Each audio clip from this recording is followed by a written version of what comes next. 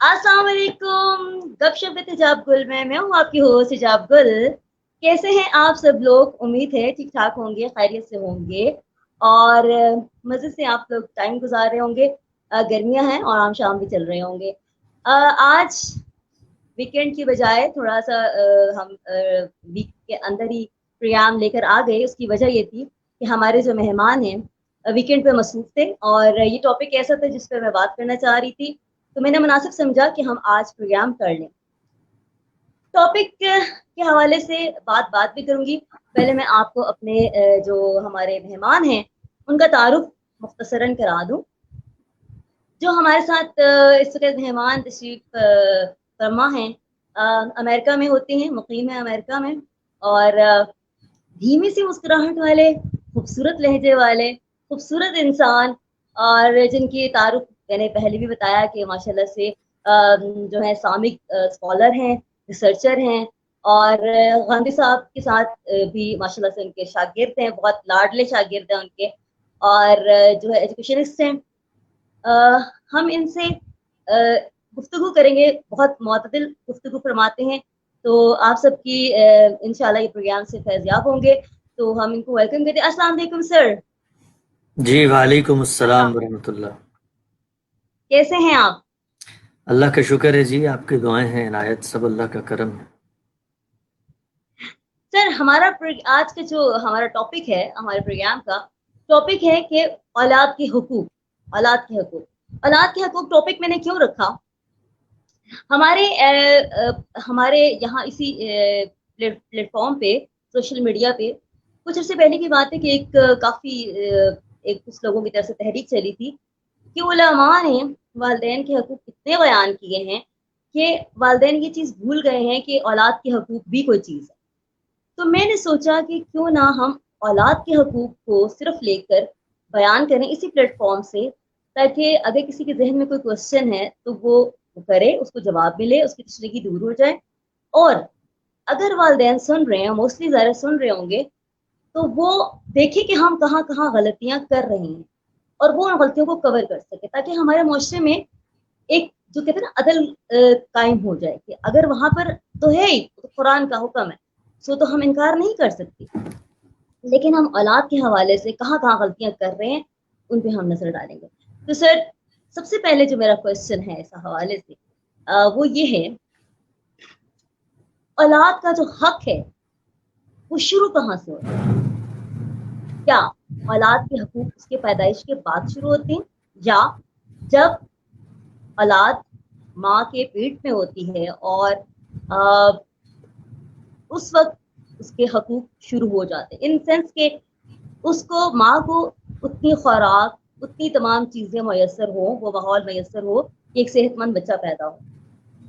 अच्छा एक बात ये, दूसरा इसी से रिलेटेड सवाल है, वो ये है कि इसी दौरान अगर कोई मतलब पेरेंट्स चाहते हैं कि हमें औलाद ना हो और वो हमल गिराने की कोशिश करते हैं, उसके नतीजे में बच्चे में कोई नुक्स पैदा हो जाता है जिसको वो सफर, और वो पैदा हो जाता है क्योंकि अल्लाह ने फरमाया जो जान आनी है वो तो आनी है, बच्चा पैदा हो जाता है।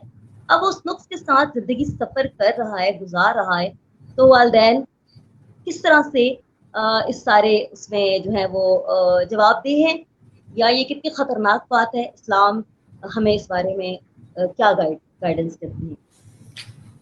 अल्हम्दुलिल्लाह रब्बिल आलमीन वस्सलातु वस्सलामु अला मुहम्मदिल अमीन फ़ाऊज़ु बिल्लाहि मिनश शैतानिर रजीम बिस्मिल्लाहिर रहमानिर रहीम। बहन बहुत शुक्रिया, आपने मुझ तालिब इल्म को गुफ्तगू का मौका दिया।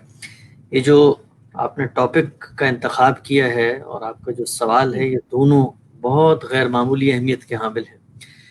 मैं भी बिलुमूम जब लोगों के साथ मुखातब होता हूँ यूट्यूब के ज़रिए या सोशल मीडिया पे, तो जी कोशिश ये होती है कि ये पहलू जो माशरे में पहले से बहुत हद तक उजागर है कि वालिदैन के क्या हुकूक हैं, वालिदैन के साथ ताल्लुक़ का इजहार कैसे करना चाहिए, दीन ने इस बारे में क्या कहा है, ये गुफ्तगू हर जगह होती है।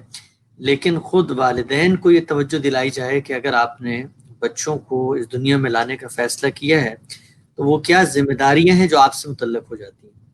और हमारे यहाँ बदकिस्मती से ये जो मौजू है इसकी हसासियत इतनी है कि जैसे ही आप इस पर गुफ्तगू शुरू करते हैं तो वालिदैन को गालिबन ये एहसास होता है कि अभी हमने इसको पैदा किया, हमने इसके लिए اپنی جانیں کھپائیں اور اپنا مال بھی اس کے اوپر خرچ کیا اور اپنی راتیں اور اپنی راتوں کی نیندیں اس کے اوپر ہم نے قربان کر دی، اور اب یہ چل پڑا ہے ہمیں سبق سکھانے کے لیے. اور گویا Exactly. یہ ایک بد تہذیبی کا اظہار بن جاتا ہے کہ جب آپ معاشرے کے اندر حقوق و فرائض کی اس بحث کو اولاد کے پرسپیکٹو سے والدین کو پیش کرتے ہیں. تو جی مجھے لگتا ہے کہ یہ زمانہ چونکہ بدل رہا ہے اور لوگوں کو اندازہ نہیں ہوتا، ہر زمانے کی ایک اسپرٹ ہوتی ہے. وہ لوگ جو روح زمانہ کو پہچانتے ہیں وہی لوگ ایکسل کر سکتے ہیں. جو موجودہ دور ہے یہ حریت فکر کا دور ہے، یعنی اس کے جی اندر آپ لوگوں کو روک نہیں سکتے. وہ ہر موضوع پہ بات کریں گے، بچے والدین سے بات کریں گے، معاشرہ والدین سے بات کرے گا، ادارے والدین سے بات کریں گے کہ آپ کے جو ذمہ داریاں تھیں آپ ان کو کس درجے میں پوری کریں. اسی طریقے سے یہ حریت استدلال کا دور ہے، یعنی اس میں آپ کسی بات کو تحکم کی زور پہ بربنائے جبر، بربنائے روایت، محض اپنی منصب کی برتری کے احساس میں مبتلا ہو کر منوا نہیں سکتے. آپ کو جی لازم استدلال دینا پڑے گا. تو اس دور جی کے اندر ہی یہ بحثیں اٹھ سکتی ہیں. سب سے پہلے تو بڑی خوش آئند ہے جو ٹاپک ہے آپ کو جس کو آپ نے انتخاب کیا. جہاں تک آپ کے سوال کا تعلق ہے تو دیکھیے، انسان اور جانوروں میں جو بنیادی فرق ہے وہ یہ ہے کہ انسان ایک عاقل مخلوق ہے. انسان جی معلوم سے نامعلوم کا فیصلہ کرتا ہے. انسان کے اندر جی انفرنس کی صلاحیت رکھی گئی ہے. انسان چیزوں کا جائزہ لیتا ہے اور اس کے ذریعے حقائق تک پہنچتا ہے. تو ہم جی زندگی کے ہر معاملے میں یہ کام کرتے ہیں. ہم جب مکان بنانا چاہتے ہیں تو ہم یہ دیکھتے ہیں کہ جس زمین پہ ہم یہ کام کر رہے ہیں وہ سطح ہموار ہے، اس کی بنیادیں مستحکم و مضبوط ہیں، اس کے بعد ہم وہاں پر چھت ڈالتے ہیں. ہم کہیں بیج ڈالنا ہو تو زمین کے ساتھ ہی معاملہ کرتے ہیں.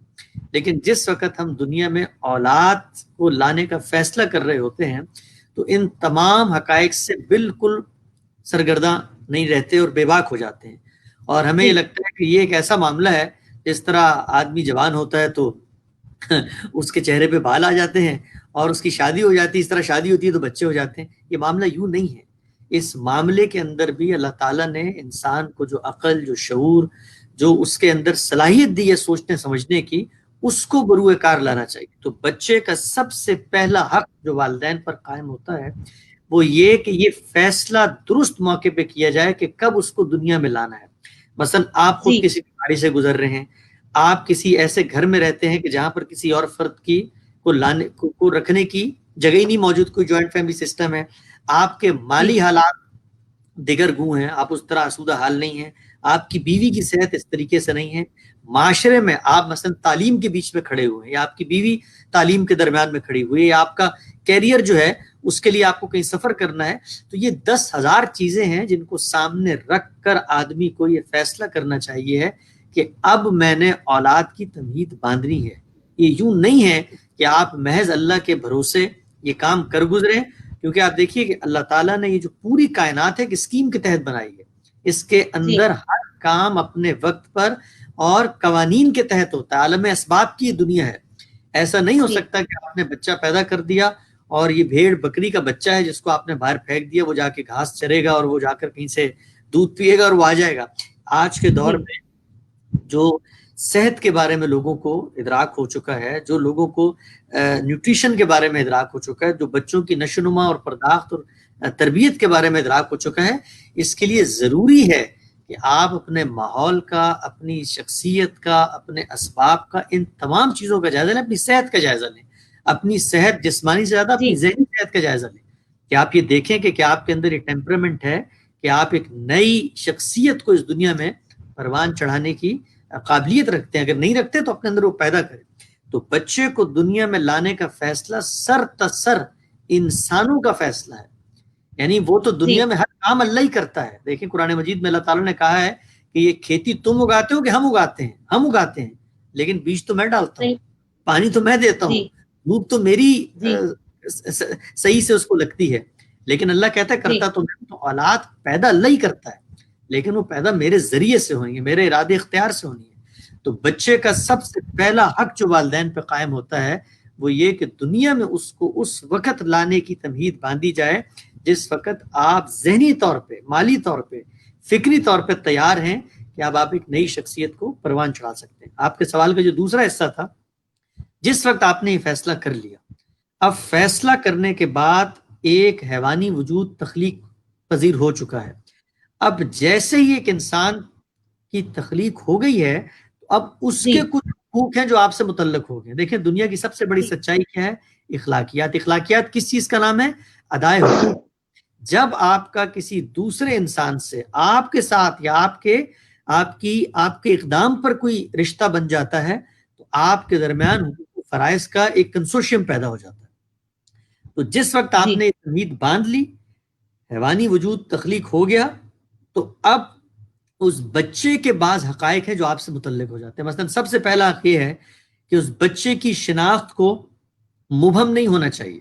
وہ سوسائٹی میں آئے گا، اس کو پتہ ہونا چاہیے. ابھی دیکھیں ہمارے دین نے کیا خوبصورت اس کے لیے قانون سازی کر دی ہے کہ اگر ماں کی علیحدگی ہو گئی ہے، پہلے تو یہ بتایا ہے کہ اگر بیوی کے پیٹ میں بچے کا امکان ہے تو جی آپ نے اس کو پہلے واضح کرنا ہے کہ آپ کس وقت اس کو طلاق دے رہے ہیں. کیوں؟ اس لیے کہ آپ نے اس کو طلاق دے دی، اس کے پیٹ میں بچہ ہے، وہ بچہ کہاں جائے گا؟ اس بچے کا نسب کس سے ثابت ہوگا؟ وہ بچہ معاشرے میں کیسے اپنی خود مختاری کو ثابت کرے گا؟ تو یہ سب چیزوں جی کو سامنے رکھ کے مذہب نے بتایا کہ آپ طلاق نہیں دے سکتے اس وقت تک. پہلے اس کا فیصلہ کریں کہ عورت کس کنڈیشن میں ہے.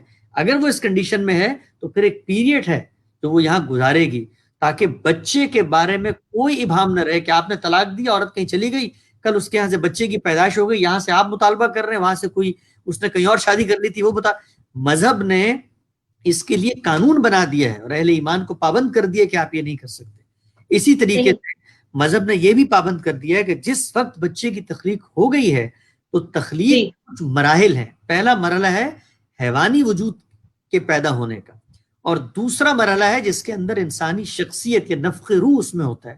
قرآن مجید نے بہت تفصیل سے اس کو یہاں بتایا ہے، یا موقع نہیں ہے کہ میں اس کی تفصیل کروں، لیکن جس وقت تک حیوانی وجود ہے تو آپ کے پاس یہ اختیار اخلاقی طور پہ قائم رہتا ہے کہ اگر کوئی عذر ہے، کوئی وجہ ہے، کوئی ریزن ہے، کہ مثلا یہ کہ آپ نے کوئی پریکاشن نہیں لیا، آپ چاہتے نہیں تھے کہ بچے کو دنیا میں لائیں لیکن بچہ دنیا میں آ گیا، اب آپ کے 3-4 بچے پہلے سے موجود ہیں، آپ نہ اس نئے بچے کی تربیت کر سکتے ہیں، نہ اس کو خوراک فراہم کر سکتے ہیں، نہ اس کی تعلیم کا بندوبست کر سکتے ہیں. تو اب ایک پیریڈ ہے جس کے اندر آپ یہ فیصلہ کر سکتے ہیں کہ اس بچے کو دنیا میں لانے کا اقدام میں نے کرنا ہے یا نہیں کرنا. کیوں؟ اس لیے کہ اس وقت تک وہ بچہ انسان نہیں بنا. قرآن مجید نے ہمیں بتا دیا کہ انسان بننے کا مرحلہ حیوانی وجود کے بعد آتا ہے، اور رسول اللہ صلی اللہ علیہ وسلم نے اس بات کی تصریح کر دی اور اس کو مبرہن کر دیا، اور اسی کو مدعا کو کھول کے بیان کر دیا کہ 120 دن ہے جس کے اندر آپ اگر کوئی فیصلہ کرنا چاہیں تو کر سکتے ہیں، کیونکہ 120 دن میں اس کا حیوانی وجود بھی تخلیق کے مراحل سے گزر رہا ہوتا ہے. انسان بننا تو بات کی بات ہے. تو بچے کی اگر آپ نے ابارشن کرنی ہے، بچے کو اگر آپ نے دنیا میں نہ لانے کا فیصلہ کیا ہے تو یہ بھی اس کا حق ہے کہ ایک مدت تک آپ نے یہ کام کرنا ہے. لیکن اگر وہ مدت گزر چکی ہے، اس کے بعد ڈاکٹرز آپ کو یہ بتاتے ہیں کہ نہیں بچہ تو ممکن آٹزم میں مبتلا ہو، یہ بچہ جو ہے وہ آپاہج جو ہے، بچے کے اندر کوئی نقص ہے، تو آپ اس بچے کو دنیا میں آنے سے نہیں روک سکتے. اب آپ کا اختیار ختم ہو گیا، اس لیے 120 دن کا وقت گزر چکا ہے. اب اس کے اندر شخصیت جو خدا نے ڈال لی تھی وہ ڈالی جا چکی ہے. اب یہ اس بچے کا حق ہے کہ وہ دنیا میں آئے. تو تخلیق کے یا پیدائش کے حوالے سے آپ نے پہلا سوال کیا تھا. پیدائش تو بات کی بات ہے، پیدائش سے پہلے بچے کے حقوق والدین پر قائم ہو جاتے ہیں، اس شروع لیے ہو جاتے آپ کے اقدام سے بچہ دنیا میں آ رہا ہے. ہیں. جی بالکل. تو اس میں یعنی جب اولاد کے حقوق پہلے سے شروع ہو جاتے ہیں تو پھر ماں کی صحت کا خیال رکھنا اور ماں کے کو ایسا ماحول میسر کرنا، یا ماں خود اپنی صحت کا خیال رکھے، یہ بچے کا حق ہے. بالکل بالکل، یہ بچے کا حق ہے، یہ ماں اچھا کا اب بنیادی حق دوسرا ہے، ماں بھی سوال. تو انسان ہے. جی بالکل. دوسرا سوال میرے اس حوالے سے ہے کہ مجھے بہت سے میسیجز موصول ہوتے ہیں، یقین کیجئے میرڈ لوگوں کے، کہ میں اپنے والدین کا بڑا ہی فرما بردار بیٹا، بڑا اچھا بیٹا ہوں، میں نے ساری بہنوں کی شادیاں کی ہے، میں نے گھر کا بوجھ اٹھایا ہے، میں نے ذمہ داریاں اٹھائی ہیں، لیکن میری ہی گھر والے، میری ہی والدہ، میری ہی والدین مجھے تو دھتکارتے ہیں، لیکن جو چھوٹا بھائی ہے جس نے کچھ بھی نہیں کیا وہ اس کے صدقے واری جاتے ہیں. اسی طرح سے لڑکیاں کے ساتھ یہ ہوتا ہے کہ وہ سارا دن کام کرتی ہیں، سب کچھ کرتی ہیں، لیکن ان کے جب بھائی گھر میں آ جائے تو جب کھانا نکالا جاتا ہے تو چاہے وہ بھلے کچھ نہ بھی کرتا ہو تو سب سے پہلے اچھا کھانا جو ہوتا ہے وہ بھائیوں کا ہوتا ہے کہ یہ مرد ہے اس کو دینا چاہیے، بھلے لڑکی نے سارا دن کام کیا. تو اس طرح کی جب چیزیں ہوتی ہیں کہ ایک بڑی فرما بردار، بڑی اچھی فرما بردار بیٹی ہے، لیکن وہ عدل کا ماحول گھر میں نہیں ہے والدین کی طرف سے، اور ان کو احساس بھی نہیں. حالانکہ سب کہتے ہیں کہ والدین ایسا نہیں کر سکتے، لیکن مجھے لگتا ہے کہ کئی جگہوں پہ والدین ایسا کر رہے ہوتے، شاید ان کو اس کا شعور نہیں ہوتا کہ ہم عدل نہیں کر رہے. کسی ایک سے زیادہ پیار کرنا یا کسی ایک کو زیادہ وہ ٹینشن دینا، اس سے کیا ہوتا ہے کہ نفسیاتی مسائل جنم لیتے ہیں، خواتین میں بھی مردوں میں بھی ڈیفینیٹ. جیسے مجھے میسیجز آتے ہیں. تو آپ کیا کہتے ہیں کہ والدین کس طرح سے عدل قائم کرنا چاہیے، یہ کر سکتے ہیں؟ اگر ان کو نہیں پتہ چلتا کہ ہمیں عدل کیسے کرنا ہے تو آپ کیا ریکمینڈ کریں گے اسلامک پوائنٹ آف دیکھیے ویو سے؟ یہ جو مسئلہ ہے، یہ مسئلہ تو حقیقی مسئلہ ہے، اس سے کوئی مفر نہیں ہے، اس سے آپ نظریں نہیں چرا سکتے. لیکن اس مسئلے کے پیچھے وہ اصل پرابلم کیا ہے جس کا نتیجہ اس مسئلے کی صورت میں روبہ عمل ہو رہا ہے، وہ پرابلم یہ ہے کہ اولاد اور والدین کا رشتہ اصل میں اصلاً ایک منفیت کا رشتہ بن گیا ہے. یعنی اگر آپ والدین کی جگہ پر کھڑے ہو کر دیکھیں تو وہ یہ کہتے ہیں کہ بھئی بچہ ہم نے پیدا کیا، یہ پیدا کیا تو دنیا میں آیا. یہ کیوں دنیا میں آیا ہے؟ یہ اس لیے دنیا میں آیا ہے کہ یہ ہمارا سہارا بنے، یہ ہمیں صحیح سپورٹ کرے. اس کا صحیح ٹیلنٹ ہے جو دنیا میں سامنے آئے گا، ہم بوڑھے ہو جائیں گے، یہ کمائے گا، تو اس کے بعد اس نے ہمیں سنبھالنا ہے. یہ توقع ہے کہ جس سے اولاد کی تمہید اور اولاد کو دنیا میں لانے کا یہ پورا فریم ورک مرتب ہوتا ہے. مجھ سے اگر آپ پوچھیں تو میرے نزدیک یہ پورا فریم ورک اور سوچنے کا زاویہ ہی اصلاً غلط ہے. مثلا آپ کی بچے سے توقع ہے کہ وہ دنیا میں آئے گا، اس کو اللہ نے ٹیلنٹ دیا ہوگا، وہ محنت کرے گا، آپ کا سہارا بنے گا. یہ کام کروانے سے پہلے کہ آپ نے بچے سے اجازت لی تھی اس کام کی؟ بچہ تو آپ اپنے انیشیٹو پہ دنیا میں لے کر آئے ہیں. جب آپ اپنے انیشیٹو پہ دنیا پہ لے کر آئے ہیں تو اب آپ توقعات کو ختم کر کے ایک بچے کی شخصیت، اس کا کردار، اس کی تعلیم، اس کو معاشرے میں پیروں پہ کھڑا کرنے کے قابل بنائیے. ہمارے یہاں ہوتا کیا ہے کہ گھر کے اندر اگر 3 بچے ہیں، ان میں سے ایک بچہ زیادہ بولتا ہے، ایک بچہ مثلا خوبصورت ہے، یا ایک بچے کے اندر والدین کو ٹیلنٹ نظر آ جاتا ہے، تو اصل میں وہ بچہ اب ان کے مستقبل کی امید بنتا ہے. آپ اگر اندر اتر کے دیکھیں تو والدین سے محبت کے فطری جذبات بھی والدین میں ابھرتے ہیں، وہ بچوں کے اخلاق سے بھی پیدا ہو سکتے ہیں، بچوں کی شخصیت سے بھی پیدا ہو سکتے ہیں. لیکن ہمارے معاشرے کے اندر جو بات بہت وضاحت سے سامنے آتی ہے وہ یہ کہ بچوں کے ٹیلنٹ کی بنیاد پر، آپ نے اکثر دیکھا ہوگا ہمارے ہاں جب گھروں پہ مہمان آتے ہیں تو والدین کہتے ہیں کہ یہ بچہ، اس اپنے کسی خاص بچے کو بٹھا کر کہتے ہیں اس سے باتیں کریں، آپ اس سے سوال پوچھیں، یہ آپ کو جواب دے گا. اس کے پیچھے کیا چیز کار فرما ہے کہ یہ بچہ ایک بڑا قیمتی اثاثہ ہے میرا، یہ بڑا ذہین آدمی ہے، یہ بڑا ہو کے بڑا افسر بنے گا، اس کے ذریعے سے یہ کمائے گا اور ہم سب کا سہارا بھی بنے گا. یہ صحیح توقعات ہوتی ہیں کہ جن کی وجہ سے ایک ترجیح آپ پیدا کر لیتے ہیں. میں آپ کو بتاؤں کہ جس وقت آپ اولاد کے ساتھ اپنے تعلق کا اظہار ان توقعات کی روشنی میں کریں گے تو زندگی کا خاتمہ ڈپریشن اور اسٹریس کے علاوہ کسی چیز پہ نہیں ہوگا. اس لیے کہ آپ پوری زندگی اس بچے، اس کی لائف سے صرف اور صرف ڈیمانڈ کی صورت میں کھڑے رہیں گے. آپ یہ دیکھیں، اکثر آپ دیکھتی ہوں گی ہمارے یہاں بچے جوان ہو جاتے ہیں، شادیاں ہو جاتی ہیں ان کی، لیکن ماں اپنے بچے کو اس پرائی عورت کے ہاتھ میں دینے کو تیار نہیں ہوتی. وہ یہ چاہتی ہے کون اس پرابلم ہے؟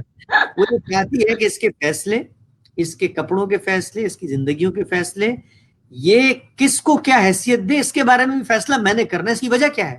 اس کی وجہ یہ کہ آپ نے بچے سے یہ توقع پال لی ہے کہ وہی ہے جو آپ کا سہارا بنے گا. اور جس وقت آپ کو یہ محسوس ہوتا ہے کہ وہ سہارا شیئر ہو رہا ہے، اس کی ایموشنل فیلنگ شیئر ہو رہی ہیں، تو پھر ریزنٹمنٹ اور رد عمل کی کیفیت ہے جو پیدا ہو جاتی ہے. تو جو بنیادی سوال تھا آپ کا، اللہ تعالیٰ کے ہاں تو یقینی طور پہ اس کی جواب دہی ہوگی. آپ نے اگر بچے پیدا کیے ہیں تو آپ کو اس میں عدل کرنا ہے. عدل کی قدر تو انسان کے دائرہ اختیار میں ہر جگہ سامنے آئے گی، وہ چاہے دفتر میں ہو، چاہے سیاسی پارٹی میں ہو، چاہے حکومت میں ہو، چاہے گھر میں ہو، وہ تو ہے اپنی جگہ.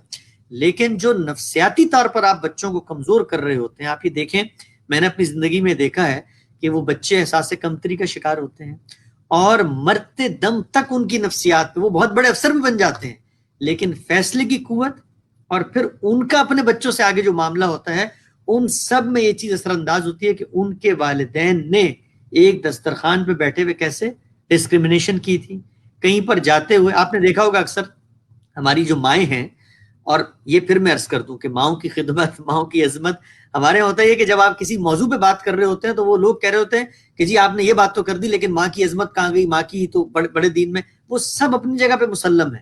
اس پر جب الگ سے بات ہوگی تو ہم ماں کی عظمت کے بارے میں بچوں کو بتائیں گے کہ آپ نے کیسے ان بالکل کی خدمت کرنی ہے. لیکن یہاں کیا زیر بحث ہے، آپ یہ دیکھیں کہ مائیں جو ہیں جس طریقے سے ٹونٹ کرتی ہیں بچوں کو، جس طریقے سے، میں یہ لفظ بڑا سوچ سمجھ کے استعمال کر رہا ہوں، بلی کرتی ہیں. یعنی بچوں کے بارے میں کہ مطلب وہ اگر منہ دھو کر بھی آ جائے تو طنز کے انداز میں، تعریض کے انداز میں کہ آج تمہیں کیا ہو گیا اتنے صاف صاف تم نظر آ رہے ہو. تو ان کو اندازہ نہیں ہوتا کہ ان بچوں کی ذہنی صحت پر اس کے کتنے منفی اثرات ہیں جو وہ گزر رہے ہیں. اچھا، اسی طرح گھر میں کوئی کام آپ نے کروانا ہو تو آپ مثلا ایک ہی بچے پر انحصار کریں گی اور دوسرا کرنے جا رہا ہو کہ آپ کہیں اس کو کیوں دے دیے، تو بدھو ہے، اس کو تو پتہ ہی نہیں، اس کو تو اپنے نہیں پتا ہوتا، اس کو تو یہی نہیں پتا اس کی پینٹ کا پڑی ہوئی ہے. تو اس سے ہاں ہوتا ایگزیکٹلی. کیا ہے، اس سے ہوتا یہ ہے کہ کچھ عرصے بعد وہ بچہ اسی چیز کو اڈاپٹ کرنا شروع کر دیتا ہے، اور پھر اس کی جو وہ نیچرل صلاحیتیں ہوتی ہیں وہ بھی مرنا شروع ہو جاتی ہیں. تو گھر کے اندر آپ نے کرنا کیا ہے، آپ گھر کے اندر ایسا ماحول دیں کہ جس کے اندر آپ کی سطح پہ کوئی ڈسکرمنیشن نہ ہو، اور آپ جو وسائل دے رہے ہیں بچوں پہ صرف کر رہے ہیں اس میں کوئی ڈسکرمنیشن نہ ہو. ایک خدا کا نیچرل قانون ہے، دو نے ایکسل کرنا ہے، ایک کو اللہ نے اسکل کے لیے بنایا ہوگا. وہ ممکن ہے کوئی دکان کھول لے گا، وہ دکان شاید ممکن ہے اس سی ایس ایس پاس کرنے والے بچوں سے زیادہ پیسہ کما لے. آپ نے کیا کرنا ہے، آپ نے یہ دیکھنا ہے کہ بچے کو بیسک تربیت، آداب، بچے کو یکساں خوراک، یکساں تعلیم کے مواقع، یکساں کھیلنے کے مواقع، یکساں اپنا پرائیویٹ ٹائم، یہ سب سے اہم چیز ہے. لوگ عام طور پہ سمجھتے ہیں کہ جی بچوں کو ہم نے بڑے اسکولوں میں داخل کر دیا، بچوں کے لیے ہم نے آیائیں رکھ لیں اور دائیاں رکھ لیں اور گھر کے اندر خادمائیں ہیں اور خوراک کا بندوبست کرتے ہیں. یہ بچہ کوئی روبوٹ نہیں ہے جس کو آپ نے چارج کیا اور باہر بھیج دیا. انسان ہے، انسان کی اٹیچمنٹ ہوتی ہے، وہ ایموشنل بانڈ بناتا ہے.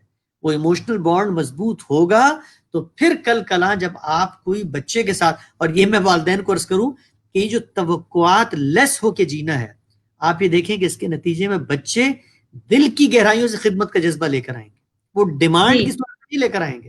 ہمارے یہاں آج کل کیا ہوتا ہے، مجھ سے شب و روز نوجوان رابطہ کرتے ہیں، بچے بچیاں، کہ ایک کشمکش کی صورتحال ہے جس میں وہ گھر میں جی رہے ہیں.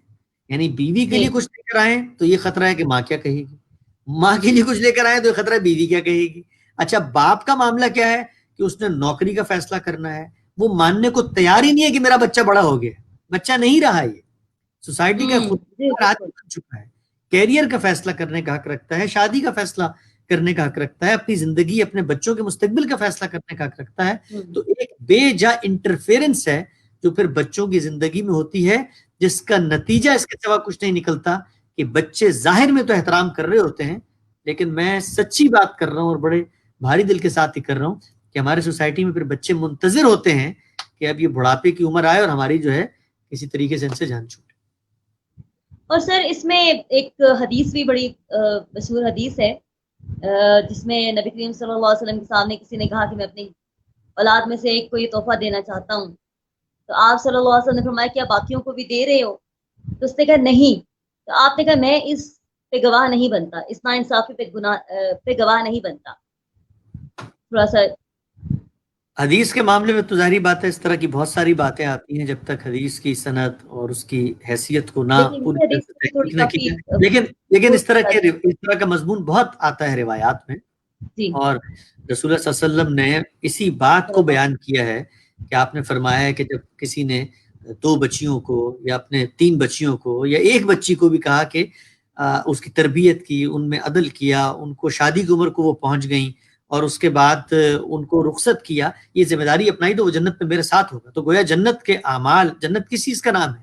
جنت اسی چیز کا نام ہے کہ جس کا جو حق ہے وہ ادا کیا جائے. خدا کا حق خدا کو ادا کیا جائے اور آپ اس کے ساتھ کسی کو شریک نہیں ٹھہرا سکتے. اس کی عبادت ہوگی، وہی ہے جس کے آگے ہم جھکیں گے. بندوں کا حق بندوں کو دیا جائے. تو اولاد اصل میں ہمارے ساتھ اسی حقوق کے ایک پیکٹ کے اندر بندھی ہوئی ہوتی ہے. تو روایات کے اندر تو یہ بتائیے گا، آپ یہ بتائیے کہ اولاد کی جو کفالت ہے والدین کی ذمہ کس ایج تک ان کی کفالت کا ہے کہ آپ اتنی ایج تک والدین پہ فرض ہے کہ وہ کفیل ہے اس کے. بیٹی کی بھی بتائیے کیا, اور بیٹے کی بھی الگ سے بتائیے. دیکھیے یہ جو کفالت ہے اس کو بھی سمجھیں کہ یہ ہے کیا. اصل میں وہ جو ذمہ داری بچے سے متعلق ہوئی ہے, یعنی میں بچے کا ڈائپر چینج کرنے کا بھی کفیل ہوں. کس وقت تک؟ اس وقت تک کہ جب تک اس کی ٹوائلٹ ٹریننگ نہیں ہو جاتی. میں ہی ہوں جس نے, کفالت کا مطلب کیا ہے, وہ جو ذمہ دار ہو جاتا ہے کسی چیز کا. تو اب مثلا ایک بچہ 2 سال میں ٹرین ہو گیا ہے تو میری ذمہ داری آپ سے آپ ختم ہو جائے گی. لیکن اگر وہ ٹرین نہیں ہوا تو میں اس کو پورا دن گندا نہیں چھوڑ سکتا. تو ہر معاشرہ, ہر دور, ہر تعلیمی پس منظر, ہر سوسائٹی کے اندر یہ مختلف ہوگا. مثلا امریکہ کے اندر یہاں پر اس وقت میں ہوں تو یہاں پر یہ طے ہے کہ ہائی اسکول پہنچنے کے بعد, یعنی 12ویں جماعت جب بچہ کر لیتا ہے تو اس کے بعد سوسائٹی کے اندر یہ ایک نارم طے ہے کہ والدین اصلاً اپنی ذمہ داری کفالت کی یا مالی معاونت کی اٹھا لیتے ہیں. اب بچہ اس قابل ہو گیا ہے کہ اس کو زبان آتی ہے, وہ معاشرے میں کھڑا ہو سکتا ہے, اس کو سیوک سینس ہے, اس کو اپنے سوشل رائٹس کا پتہ ہے, اس کو اپنے پولیٹیکل رائٹس کا پتہ ہے. اب بچہ نکلے گا, کہیں کوئی جاب کرے گا, کہیں کچھ کمائے گا, اسٹوڈنٹ لون لے گا اور کام کرتا رہے گا. ہماری سوسائٹی میں یہ تناسب اس عمر تک نہیں ہے. میں پاکستان, ہندوستان, بنگلہ دیش کی بات کر رہا ہوں کہ وہاں پر آپ دیکھیے کہ 18 سال کی تعلیم, اس کے بعد بچہ ماسٹرز کرتا ہے, اس کے بعد ماسٹرز کرنے کے بعد مثلا کوئی جاب جب تک اس کو ملنی شروع نہیں ہوتی, آمدن نہیں ہوتی, تو تقریباً 28-30 سال کا عرصہ ہے جو اس میں گزر جاتا ہے. تو یہ کوئی خدا کا لکھا ہوا وقت یا مدت نہیں ہے, یہ آپ کی سوسائٹی اور آپ کا معاشرہ طے کرتا ہے. لیکن جس وقت تک والدین کو یہ محسوس ہو کہ بچہ اب تک اپنے پیروں پر نہیں کھڑا تو وہ اس کو اٹھا کر سوسائٹی میں پھینک نہیں سکتے. ان کو آگے بڑھ کے ایثار کے جذبے کے ساتھ اور محبت اور شفقت کے جذبے کے ساتھ 1-2 سال آگے بڑھ کر بھی معاشرے سے اگر اس کی کفالت کرنی ہو تو یہ ان کی دینی اخلاقی ذمہ داری ہے. اچھا سر, یہاں پہ ایک بڑا ہی امپورٹنٹ سوال ہے. اب شادی کے حوالے سے میرے خیال میں اب تو یہ بہت کامن سی بات ہوگی, لیکن آپ پھر بھی تھوڑا سا اس کو روشنی ڈالیے گا. شادی سراسر ایک ایسا مطلب ایک فیل ہے جو انسانی خواہش, انسان کے اپنے اوپر ڈپینڈ کرتا ہے, یعنی اس کی اپنی چوائس فیل اسلام نے رکھا ہے. لیکن ہمارے معاشرے میں ابھی تک یہ چیز ہے کہ والد نے کہہ دیا کہ ادھر شادی کرنی ہے, بس ادھر ہی کرنی ہے. اور اگر اولاد اپنی چوائس پیش کرتی ہے, سامنے رکھتی ہے, تو وہ کہتے ہیں نافرمان ہے, یہ تو جو ہے وہ بگڑ گیا ہے. یہ چیز کہا جاتی ہے. بیٹے کے ساتھ بھی یہی سچویشن ہمارے معاشرے میں پیش آتی ہے, لیکن بیٹی کو بھی یہ چیزیں سہنا پڑتی ہے. تو بعض اوقات یہ اب تو بلکہ معاشرے میں یہ ہو رہا ہے بہت زیادہ کہ اچھا اب کسی بیٹی کو جو شاید بیٹی اگر روزگار کماتی ہے یا کچھ اس طرح سے ہے تو ذہن بنا لیا جائے, اگر بیٹا نہ ہو مثال کے طور پہ, کہ بھئی ہم نے اس کی شادی نہیں کرنی. ٹھیک ہے, مائنڈ سیٹ ہو گیا. اب رشتے آئیں گے, ظاہر ہے بیٹی کو تو ہر وقت نہیں پتا کہ کوئی آ رہا ہے یا نہیں آ رہا. تو اب اس صورتحال میں وہ چاہے کہ والدین کچھ کریں اور والدین کچھ بھی نہ کریں اور وہ سٹیپ نہ لیں, کیونکہ ایک حیا کا, ایک عزت کا جو خیال ہے ایک معاشرے میں, عزت دار گھرانے میں نہیں ہوتا ایسا. تو کیا ایسا آپ والدین سے کہیں گے, کیا ان کے لیے تنبیہ ہے اسلام میں کہ بلا مطلب اپنی غرض کے لیے بٹھا کے رکھنا, یا ویسے کسی کیا کہنا چاہیے اگر ان کے ذہن میں کچھ بھی ایسی چیز ہے کہ بھئی ہم نہیں کریں گے. بہت عجیب عجیب سے نفسیاتی مسائل ہوتے ہیں لوگوں کے. تو وہ لڑکی روزگار بھی ہے, اس کے پاس خود مختار بھی ہے, سب کچھ ہے, لیکن وہ اسٹیپ نہیں لے پاتی کہ والدین کہتے ہیں کہ ہم ذمہ داری نہیں لیں گے, اگر کرنی ہے تو کر لو, لیکن ہماری طرف سے کوئی انوالومنٹ نہیں ہوگی. تو کیا اس صورتحال میں ہو سکتا ہے؟ دیکھیے 2 باتیں میں پہلے تمہیداً عرض کر دوں. پہلی بات تو یہ ہے کہ ہمیں مذہب سے وہ چیز لینے جانا چاہیے جو مذہب ہمیں دینے کا پابند ہے. مذہب ہمارے زندگی کے ہر شعبے میں ہماری رہنمائی کرتا ہے, لیکن کس پہلو سے؟ اخلاق کے پہلو سے. یہ گویا وہ ایک اصولی فریم ورک دیتا ہے کہ جس کے اندر رہ کر آپ نے فیصلے کرنا, اور وہ عالمگیر ہے, یونیورسل ہے. مذہب اس کی یاد دہانی بھی کرواتا ہے. کہیں زندگی کے معاملات میں اطلاق میں کوئی ایسی غلطی درپیش ہے کہ جس میں انسان فیصلہ نہیں کر سکتا تو مذہب اس کا فیصلہ بھی کر دیتا ہے. یہ جو شادی کا معاملہ ہے, شادی کے معاملے میں مذہب نے ہمیں یا والدین کو کوئی لکھ کر الگ سے ہدایت نہیں کی. مذہب جب ہم کہتے ہیں تو اصل میں مذہب کے جو 2 سورسز ہیں قرآن اور سنت اس کی ہم بات کرتے ہیں. اس کے اندر جو بات بیان ہوئی ہے وہ حقوق کے تحت بیان ہوئی ہے کہ ماں والدین بھی ظلم نہ کریں, بچے بھی احترام کریں. یہی چیز ہے جو زیر بحث آ رہا ہے. دوسری بات یہ ہے کہ پورا تصور ہے ہمارے یہاں شادی کا ہمارے معاشرے میں, اور پھر جب میں کہتا ہوں ہمارے معاشرے میں, چونکہ میں پاکستان کے پس منظر سے اٹھا ہوا ہوں, وہی ہمارا ملک ہماری سرزمین ہے, تو میں اصلاً اسی معاشرے کو مخاطب کر رہا ہوتا ہوں. جی پورا تصور ہے شادی کا وہ سر تسر غلط بنیادوں پر کھڑا ہوا ہے. ہمارے ہاں بچے کی شادی کرنا, یہ جو والدین کے ذہن میں ہوتا ہے کہ ہم نے بچے کی شادی کرنی ہے, اس کے لیے جو اورینٹیشن ہے وہ ہوتی کیا ہے؟ وہ اورینٹیشن یہ ہوتی ہے کہ ایک خاتون کو بچہ جوان ہو گیا, کھونٹے سے باندھنے کا وقت آ گیا, والدین کو پتہ ہے اس کی جسمانی جنسی ضروریات بھی ہیں, اب ان کو پورا کرنا ہے, تو اس کے لیے ہم نے سب سے پہلے کوئی خوبصورت لڑکی تلاش کر دی. کیوں؟ کیونکہ وہ خوبصورت لڑکی جب ہمارے گھر پہ آئے گی تو ہمارے گھر کی شان, ہمارے گھر کی پہچان, ہمارے گھر کی عزت, ہمارے گھر کی اپیرنس ہم لوگوں کے سامنے اس کو لے کے جائیں گے, تو اس سے ہماری شان میں اور شوکت میں اضافہ ہوگا. آپ دیکھیں نا, یہ جو ابتدا ہے وہ کس پس منظر سے ہو رہی ہے. میں آگے تفصیل سے بتاؤں گا کہ آگے انتہا پھر کس بات پر جا کے منتج ہوتی ہے. ابتدا کہاں سے ہو رہی ہے؟ ابتدا یہاں سے ہو رہی ہے کہ ایک ماڈل لے کر آنی ہے ہم نے. اپنا بچہ جو ہے کبھی اس نے ناک بھی نہ صاف کی ہو, اپنے بچے کے جو حالت ہو گیا ہو, لیکن اس کے لیے جو لے کر آنی ہے وہ جو ہے نا وہ راج دلاری ہونی چاہیے, اور وہ ایسی, اس کی آنکھیں ایسی ہوں, اس کے دانت ایسے ہوں, اس کے بال ایسے ہوں, اس کی چال ایسی ہو, اس کو کھانا پکانا آتا ہو, وہ تہذیب سے پیش آئے. ایسے جا کر انتخاب کیا جاتا ہے کہ جیسے آپ گھر کا فرنیچر خرید کے لا رہے, جیسے آپ کوئی پینٹنگ خرید کے لا رہے, گویا آپ نے جو بہو کا پورا تصور ہے اس کو ایک بالکل, مجھے کہنے دیجئے, کمرشل تصور بنا دیا. جیسے آپ دکان میں باٹا کا جوتا خریدتے ہیں, اس کو ٹٹول کے دیکھتے ہیں, اس کو پہن کے چیک کرتے ہیں, یہی معاملہ بچی کے ساتھ کرتے ہیں. سب سے پہلے آپ یہ دیکھیے کہ ایک انسان کا شرف, اس کی عظمت, اس کی برتری, اس کا مقام, اس کا شخصی تفوق جو اللہ نے اس کو دیا ہے, آپ اس کو تہس نہس کر دیتے ہیں. جب آپ رشتہ لینے جاتے ہیں کسی گھر پہ, تو آپ اصل میں اس کو ایک کموڈٹی کے طور پہ یہ بتانا چاہ رہے ہوتے ہیں کہ یہ ہمارا ایک خریدار ہے, یہ جو ہے یہ آپ کی بچی کو خریدے گا, اور اب ہم اس کا جائزہ لیں گے کہ پروڈکٹ کی ڈائنامکس کیا ہے, یہ پروڈکٹ کام کیسے کرتی ہے. تو پورا تصور شرف انسانیت سے گرا ہوا تصور. جس طریقے سے اس بچی کو تیار کیا جاتا ہے, جس طریقے سے بار بار اس کو بتایا جاتا ہے آج تمہیں فلاں دیکھنے آ رہا ہے, آج تمہیں فلاں دیکھنے آ رہا ہے, اور دیکھنے آیا, اور وہ بیچارے جو خرچہ کروا دیتے ہیں جن کو دیکھنے آ رہے ہوتے ہیں, وہ سموسے, پکوڑے, پیزا جو عام طور پہ انہوں نے نہیں کھایا ہوتا, وہ بھی کہیں سے مانگ مانگ کے گھر پہ جمع کرتے ہیں کہ اس کو بھی دیکھنے آ رہے ہیں اور ہمارے پریزنٹیشن کو بھی دیکھنے آ رہے ہیں.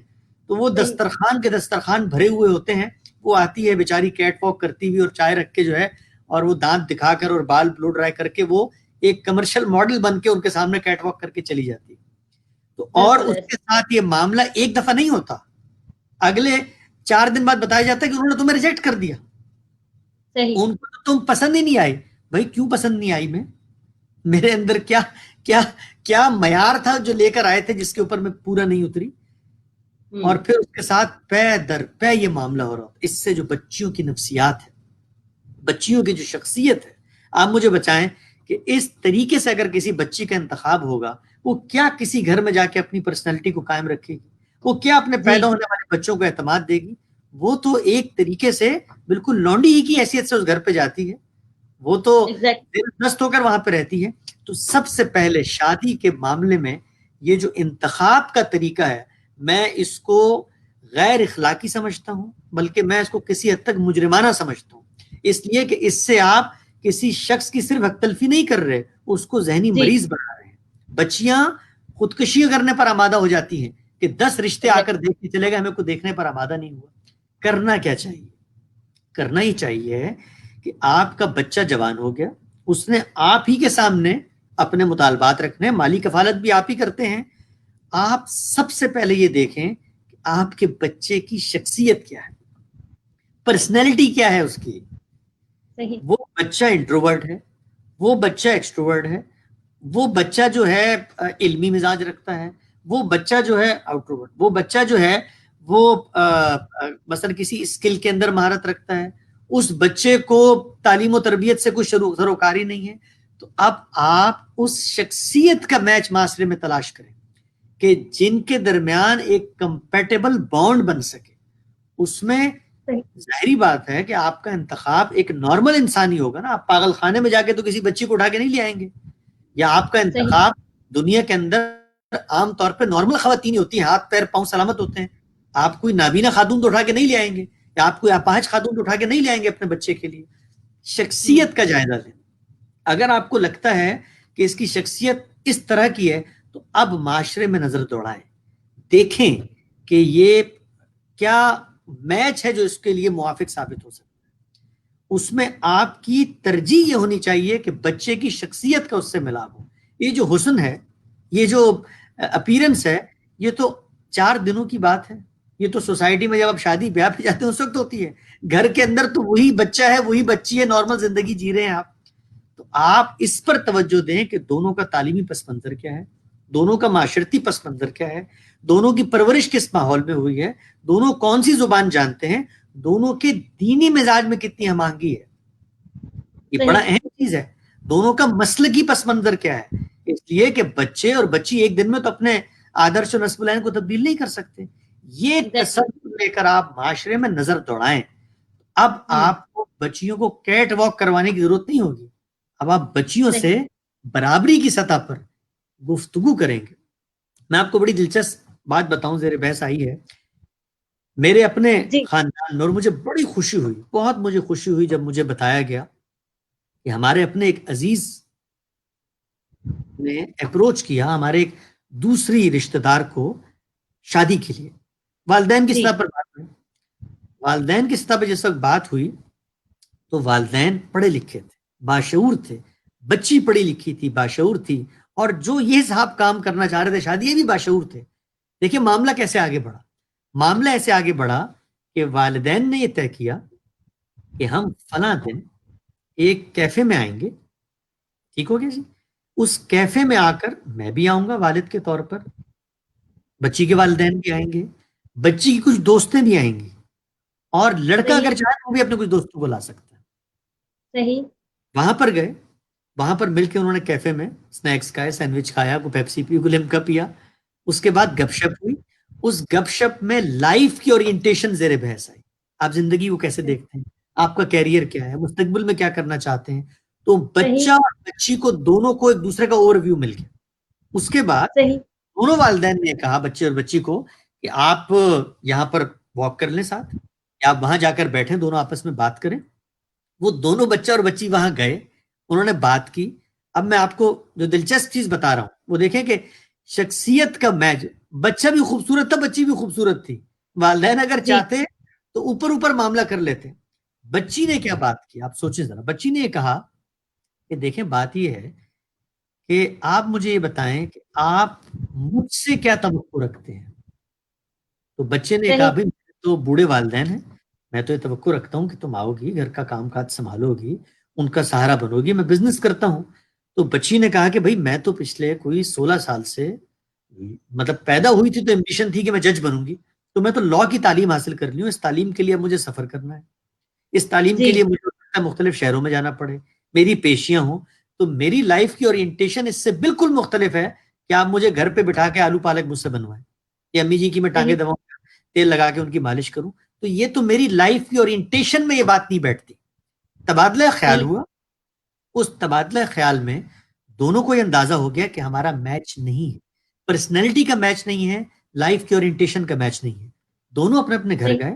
ایک کے والدین نے دوسرے کو فون کر کے بتایا بہت شکریہ آپ کی دعوت کا، بہت اچھا ملا آپ سے مل کے. ہمارے بچے اور آپ کی بچی کی پرسنالٹی اور لائف کی اورینٹیشن میں یہ یکسانیت نہیں پائی جاتی. ہم آپ کے لیے خیر کی دعا کرتے ہیں، ہم ہمارے لیے خیر کی دعا کریں، اور اگر ہمیں کوئی اچھا ریلیونٹ رشتہ ملا ہم آپ کو بتائیں گے. اب آپ یہ دیکھیے ہمارے معاشرے میں 90% خاندان کے اندر لڑائیاں کس بنیاد پہ ہوتی ہیں؟ بھانجی کا رشتہ جو ہے وہ بھائی نے نہیں کیا اور دوسرے کو دے دیا. اب پوری زندگی کی لڑائی ہے کہ رشتہ ہمارے ساتھ کیوں نہیں کیا. बांजी से पूछा ही नहीं कि भाई तुम्हें ये इसका जो मुंह है वो पसंद भी है, भतीजे का इसको तुम बचपन से देख रही हो कि नहीं देख रही हो, तो पर्सनैलिटी है। अच्छा, ताया और चचा की लड़ाइयां क्यों जी? रिश्ता नहीं दिया अपनी बच्ची का, रिश्ता नहीं दिया, बिल्कुल जीना मरना खत्म हो गया, खत्म हो गया। तो जो इब्तदा होती है शादी के मामले में, वो इब्तदा ही गलत है। आपने बच्चे को ये बताना है कि भाई शादी है क्या, जिंदगी है क्या, आपका एक पार्टनर है जो आपका इमोशनल साथी है, जो आपका मॉरल सपोर्ट करता है, जो आपके मामलात को देखता है, आपकी शख्सियत को मैनेज करता है। और ये याद रखो कि तुम्हारी शख्सियत है तो उसकी भी शख्सियत है, उसके अंदर कुछ ऐसे मुनफरिद पहलू होंगे। आप बच्चे को तैयार करें, क्या वो शख्सियत को मैनेज करने की सलाहियत रखता है। हमारे यहाँ आमतौर पे बुलूगत को समझा जाता है शादी की उम्र, बुलूगत महज शादी की उम्र नहीं है, जहनी बुलूगत शादी की उम्र, इसलिए कि आप एक जिंदा जीता जागता इंसान लेकर आ रहे हैं। होता क्या है, पता ही नहीं है कि दूसरे इंसान के साथ इख्तलाफात को मैनेज कैसे करना है। अभी रुखसती हुई है, वलीमे की सुबह लड़ाई हो गई, मैंने कहा था लाल लिपस्टिक लगाओ, सुनी नहीं थी भाई, वो नहीं सुनेगी, वो इसलिए सुनेगी कि उसको लाल रंग नहीं पसंद, उसकी शख्सियत में लाल रंग की कबूलियत नहीं रखी है अल्लाह ताला ने, कि आपकी ये तरबियत की है आपके वालिदैन ने कि आप इसको मैनेज कर सकेंगे, इख्तलाफात को मैनेज कैसे करते, अपनी राय के खिलाफ कोई जहां पना कोई इख्तलाफी नुक्ता नजर सुन सके। अच्छा सर, यहाँ पे आपकी बात में से एक सवाल बड़ा इम्पोर्टेंट जहन में आ गया है। आपने बोला कि मुआशरे में जाहिर है कोई नाबीना तो नहीं लेकर आएंगे, इसके लिए कोई अपाहज तो नहीं लाएंगे। मुआशरे में अपाहज लोग तो हैं, नाबीना भी हैं, गूंगे बहरे भी हैं, तो क्या ये लाजिम है कि गूंगे बहरे को गूंगा बहरा ही मिलेगा या अपाहज को अपाहज ही मिलेगा? क्योंकि मसलन सर हुसैन तारड़ एक जगह पे कहते हैं, बदसूरत लोग जो होते हैं उनके भी सीधे में दिल होता है, और वो इस चीज को कभी भी नहीं एक्सेप्ट कर पाते कि उनको इस वजह से रिजेक्ट कर दिया जाए कि वो बदसूरत है, क्योंकि मोहब्बत उन्हें भी हो सकती है। अगर हम यही सोच लेंगे कि किसी नाबीना को तो हमने नहीं शादी करनी, तो वो कहाँ जाए? नफ्सियाती मसाइल तो फिर पैदा होंगे, खुदकुशी तो फिर होगी। सर एक सेकंड, और दूसरी चीज, एक और सवाल इसके अंदर ही एक और पैदा होता है। जब कोई बच्ची कम खूबसूरत होती है, किसी में कोई छोटा सा भी नुक्स होता है, उसको घर से ही नफरत मिलना शुरू हो जाती है, क्योंकि पेरेंट्स इस चीज को इमेजिन जहन में बना चुके होते हैं कि हमें इसकी शादी में तो प्रॉब्लम आना है, अब ये सारी जिंदगी हम पे बोझ बन के रहनी है। तो वो, या चाहे वो बेटा हो चाहे वो बेटी हो, तो वो उसको चाहे छोटा सा भी मसला हो, रंग काला हो, भेंगी हो, कोई भी मसला हो, छोटा मोटा सा, कोई टांग का कोई प्रॉब्लम हो, कुछ भी प्रॉब्लम हो, तो उसको नफरत बचपन से ही माँ बाप की, पेरेंट्स की मिलना शुरू हो जाती है। तो वो बच्चा कहाँ जाए? उसके हकूक क्या, उससे कौन शादी करे? ठीक, देखिए जो आपने पहली बात फरमाई है ना, मैं अपनी बात जो मैंने की थी मैं उसकी मुख्तसर सी वजाहत कर दूं। हरगिज ये मतलब नहीं है कि आप कोई नाबीना है या कोई अपाहज है या किसी के अंदर कोई जिसको हम कहते हैं ना स्पेशल क्वालिटीज अल्लाह ताला ने रख दी, हम तो उसको डिसेबिलिटी भी नहीं कहते, स्पेशल हो गया। सर एक सवाल और डाल दूं, एक सवाल और ऐसे डाल दूं कि एक साहब ने पिछले दिनों एक मेरी पोस्ट पे कमेंट किया कि जिसके अंदर नुक्स हो उस खातून से शादी करना जायज नहीं। ठीक है, चलिए, एक साहब ने कमेंट किया, तो ये मुझे याद आ गया। अगर आप मुझे इजाजत दें तो मैं पानी ला सकता हूँ, क्योंकि गला थोड़ा सा खुश। जी बिल्कुल, कोई मसला नहीं, बिल्कुल बिल्कुल। तो बेतकल्लुफ नशिस्त है, तो मैं 1 सेकंड मुझे दीजिएगा। नहीं बिल्कुल, आप पानी पिए, कोई मसला नहीं, कोई मसला नहीं, चाय भी ले आए सर। तो जनाब कैसे जा रहे हैं? मैं इतनी देर में कमेंट्स देख लेती हूँ, जितनी देर में सर शिफ लाते हैं हम कमेंट्स देख लेते हैं। तो मेरे साथ कौन कौन है इस वक्त? मलिक बिलाल है, अमीर विश्वानी हमारे साथ हैं, और जी सईद साहब हमें कह रहे हैं माशाल्लाह बहुत उम्दा गुफ्तगू चल रही है, thank you so much. Khan Asif हमारे साथ हैं और कह रहे हैं कि अच्छा उम्दा गुफ्तगू कह रहे हैं। खाकसार कश्मीरी हमारे साथ है, कह रहे हैं बारिश हो गई है जिसकी वजह से नेटवर्क का मसला हो रहा है, कोई बात नहीं, नेटवर्क ठीक हो जाएगा तो आप दोबारा देख लीजिएगा, कोई ऐसा इशू नहीं है। और खाकसार कश्मीरी फरमा रहे हैं कि मौसम बहुत अच्छा हो गया, टॉपिक का असर है। चले जी, ये तो बहुत अच्छा हो गया, मौसम अच्छा हो गया तो बड़ी अच्छी बात है। तो माशाल्लाह से काफी लोग पसंद कर रहे हैं और माशाल्लाह इसको बहुत से लोग हमें देख रहे हैं। तो हम आखिरी 10 मिनट में कमेंट्स पढ़ेंगे और जवाबात लेंगे। जी सर जरूर। आपने जितने भी कमेंट्स पढ़े हैं, बच्चों के इनमें वालिदैन कोई नहीं। सब आपकी तारीफ कर रहे हैं कि माशाल्लाह गुफ्तगू चल रही है। मैंने जिन साहब को मेंशन किया था वो आए नहीं, तशरीफ नहीं लाए अभी तक, ان کے سوالات میں خود ہی آپ کی نظر کر دوں گی کہ ان کی کیا کیا مسائل چل رہے ہیں پھر اینڈ پہ. ابھی آپ اس اہم مسئلے پہ ذرا گفتگو فرمائیے. 3 باتیں آپ نے پوچھی تھیں، اس میں پہلی بات یہ بیان کر دوں کہ مقصد یہ نہیں ہے کہ ان لوگوں کی بھی کوئی ڈسکریمنیشن ہو، وہ بھی انسان ہے. اور یہاں پر آپ دیکھیے، میں نے یو ایس کے اندر دیکھا ہے لوگوں کی محبت، لوگوں کے ساتھ ایک دوسرے کا احترام اور تعلق، اور جو شادی کا معاملہ ہے وہ یوں نہیں ہوتا کہ محض اس کے اندر یہ چیز دیکھی جاتی ہے. جو بات میں کرنا چاہ رہا تھا وہ یہ کہ انسان کو اللہ نے ایک فطرت دی ہے، وہ فطرت اسی بات کو اپریشیٹ کرتی ہے کہ آپ نے اچھائی کی طرف جانا ہے، آپ نے حسن کی طرف جانا ہے، آپ نے جمال کی طرف جانا ہے. جب آپ دکان پہ جاتے ہیں کوئی جوتا لینے کے لیے، آپ کے پاس انتخاب ہوتا ہے تو آپ ہمیشہ اچھا جوتا لیتے ہیں. یہ ایک فیکٹ ہے، اس فیکٹ کو ڈینائی نہیں کرنا چاہیے. جوتے تو باہر موچی کے پاس ٹوٹے پھوٹے بھی پڑے ہوئے ہوتے ہیں. اگر آپ کی لیکن سر اچھائی صرف خوبصورتی تو نہیں ہے نا، کوئی انسان اس کی اخلاقیات. جی میں اسی پہ آ رہا ہوں. میں نے یہ بتایا تھا کہ ہمارے ہاں جس چیز کو شادی کے معاملے میں اچھائی اور برائی یا انتخاب کا معیار بنایا جاتا ہے وہ ظاہری حسن ہے. اس کی تو میں نے مکمل نفی کر دی، مکمل نفی اس معنی میں کر دی کہ ظاہری حسن یعنی ایک چیز کو آپ دیکھیں گے وہ آپ کے دل میں اترے گی. آپ کا انتخاب ہے نا، آپ انتخاب کرنے جا رہے ہیں. آپ یہ دیکھیں گے، ممکن ہے آپ کو شخصیت بھی پسند ہے اور آنکھیں بھی پسند ہے، ممکن ہے آپ کو گفتگو کرنے کا طریقہ بھی پسند ہے، آواز بھی پسند ہے، اور اس کی تعلیمی پس منظر بھی پسند ہے. یہ سب کچھ آپ دیکھیں گے، آپ کا انتخاب ہے. آپ کو یہی معاملہ کسی اپاہج خاتون میں نظر آ جاتا ہے، کوئی پرابلم کی بات نہیں ہے. تو لیکن میں نے یہ کہا تھا کہ جس وقت والدین انتخاب کرنے جاتے ہیں، وہ انتخاب نارمل خواتین، یہ دنیا پوری کی پوری دنیا اپاہج لوگوں سے تو نہیں بھری ہوئی نا، یہ تو ایکسیپشنز ہوتی ہیں. ان ایکسیپشنز کو بھی مینج کرنے والے بڑے لوگ یہاں پر موجود ہیں. لوگ بیواؤں سے شادی کر لیتے ہیں، لوگ یتیم بچوں سے شادی کر لیتے ہیں. تو وہ تو ہوگا. میرے کہنے کا مطلب یہ تھا کہ جس وقت ایک والدین انتخاب کرتے ہیں تو ان کو یہ چیز دیکھنی چاہیے کہ بھائی بچی ہے، اصل چیز کیا ہے؟ اصل چیز پرسنالٹی ہے، اپیرنس اصل چیز نہیں ہے. پہلی بات. دوسری بات یہ ہے کہ جو ہمارے والدین بہت کانشیس ہوتے ہیں، اور یہ بات آپ نے بڑی اچھی بیان کی، ایسا ہی ہے پیدائش سے ان کو یہ ہوتا ہے کہ بھائی مثلا آنکھیں ٹیڑھی ہیں، یا مثلا رنگ جو ہے وہ اس طرح کا نہیں ہے، یا ہیئر لائن ٹھیک نہیں بنی ہوئی، تو بچی کی شادی کا کیا ہوگا؟ پوری زندگی اسی میں گزر جاتی ہے. تو بھی سوال یہ ہے کہ آپ کو یہ فکر ہے نا کہ معاشرہ تبدیل نہیں ہو سکتا آپ کے لیے. بچی اگر مہنگی ہے یا بچی کی ہیئر لائن ٹھیک نہیں ہے تو شادی کرنا کون سے دنیا کے فرائض اور واجبات میں شامل؟ شادی نہ کریں. یعنی میں کیوں نہ کریں؟ آپ پٹی بڑھا رہے نہیں، میں والدین کو یہ کہنا چاہ رہا ہوں کہ آپ اس احساس کمتری کا شکار کیوں ہوتے کوئی اس سے شادی نہیں کرے گا؟ بھائی اگر اس بچے میں یہاں پر ایک اور بھی بات بتا دوں آپ کو. کچھ پیرنٹس اس قدر، میں آپ کو بڑی ہی یہ بات حقیقت کی مبنی بات بتا رہی ہوں کہ وہ ذہن بنا لیتے ہیں کہ ہم نے شادی اس کی نہیں کرنی، اس کے بعد کوئی رشتہ بھلے آ بھی جائے وہ شادی نہیں کرتے، کیونکہ وہ سوچتے ہیں یہ جو شادی کرنا چاہتا ہے نا اس کے پیچھے کوئی ریزن ہوگی. شاید یہ جائیداد لینا چاہتا ہے، شاید یہ ہمیں بعد میں تنگ کرے گا، بعد میں شاید کچھ کرے گا، تو وہ کرتے ہی نہیں ہے سرے سے. دیکھیں دونوں رویے غیر معتدل رویے ہیں. جو اعتدال کا رویہ ہے وہ یہ ہے کہ ایک بچی آپ کے گھر تشریف لائی ہے، اللہ نے آپ کو ایک امانت دی ہے، آپ کی ذمہ داری کیا ہے؟ آپ کی ذمہ داری اس کی تربیت کریں، اس کو تعلیم دیں، اس کو اچھا پس منظر ماحول دیں جس میں وہ ایک خود مختار اپنے پیروں پر کھڑی ہو معاشرے کے اندر. اس کی شادی کرنا یہ معاملہ اللہ کے ہاتھ میں ہوتا ہے. اللہ تعالیٰ کوئی نہ کوئی امکان پیدا کر دے گا. کیا اس معاشرے میں اگر صرف اور صرف گوری لڑکیوں کی شادی ہوتی تو یہ کالی مائیں ساری جو ہم دیکھتے ہیں کہاں سے آئی ہیں؟ یہ بھی تو کسی کی بیوی ہے نا آخر. تو وہ اچھا اس میں ہوتا کیا ہے؟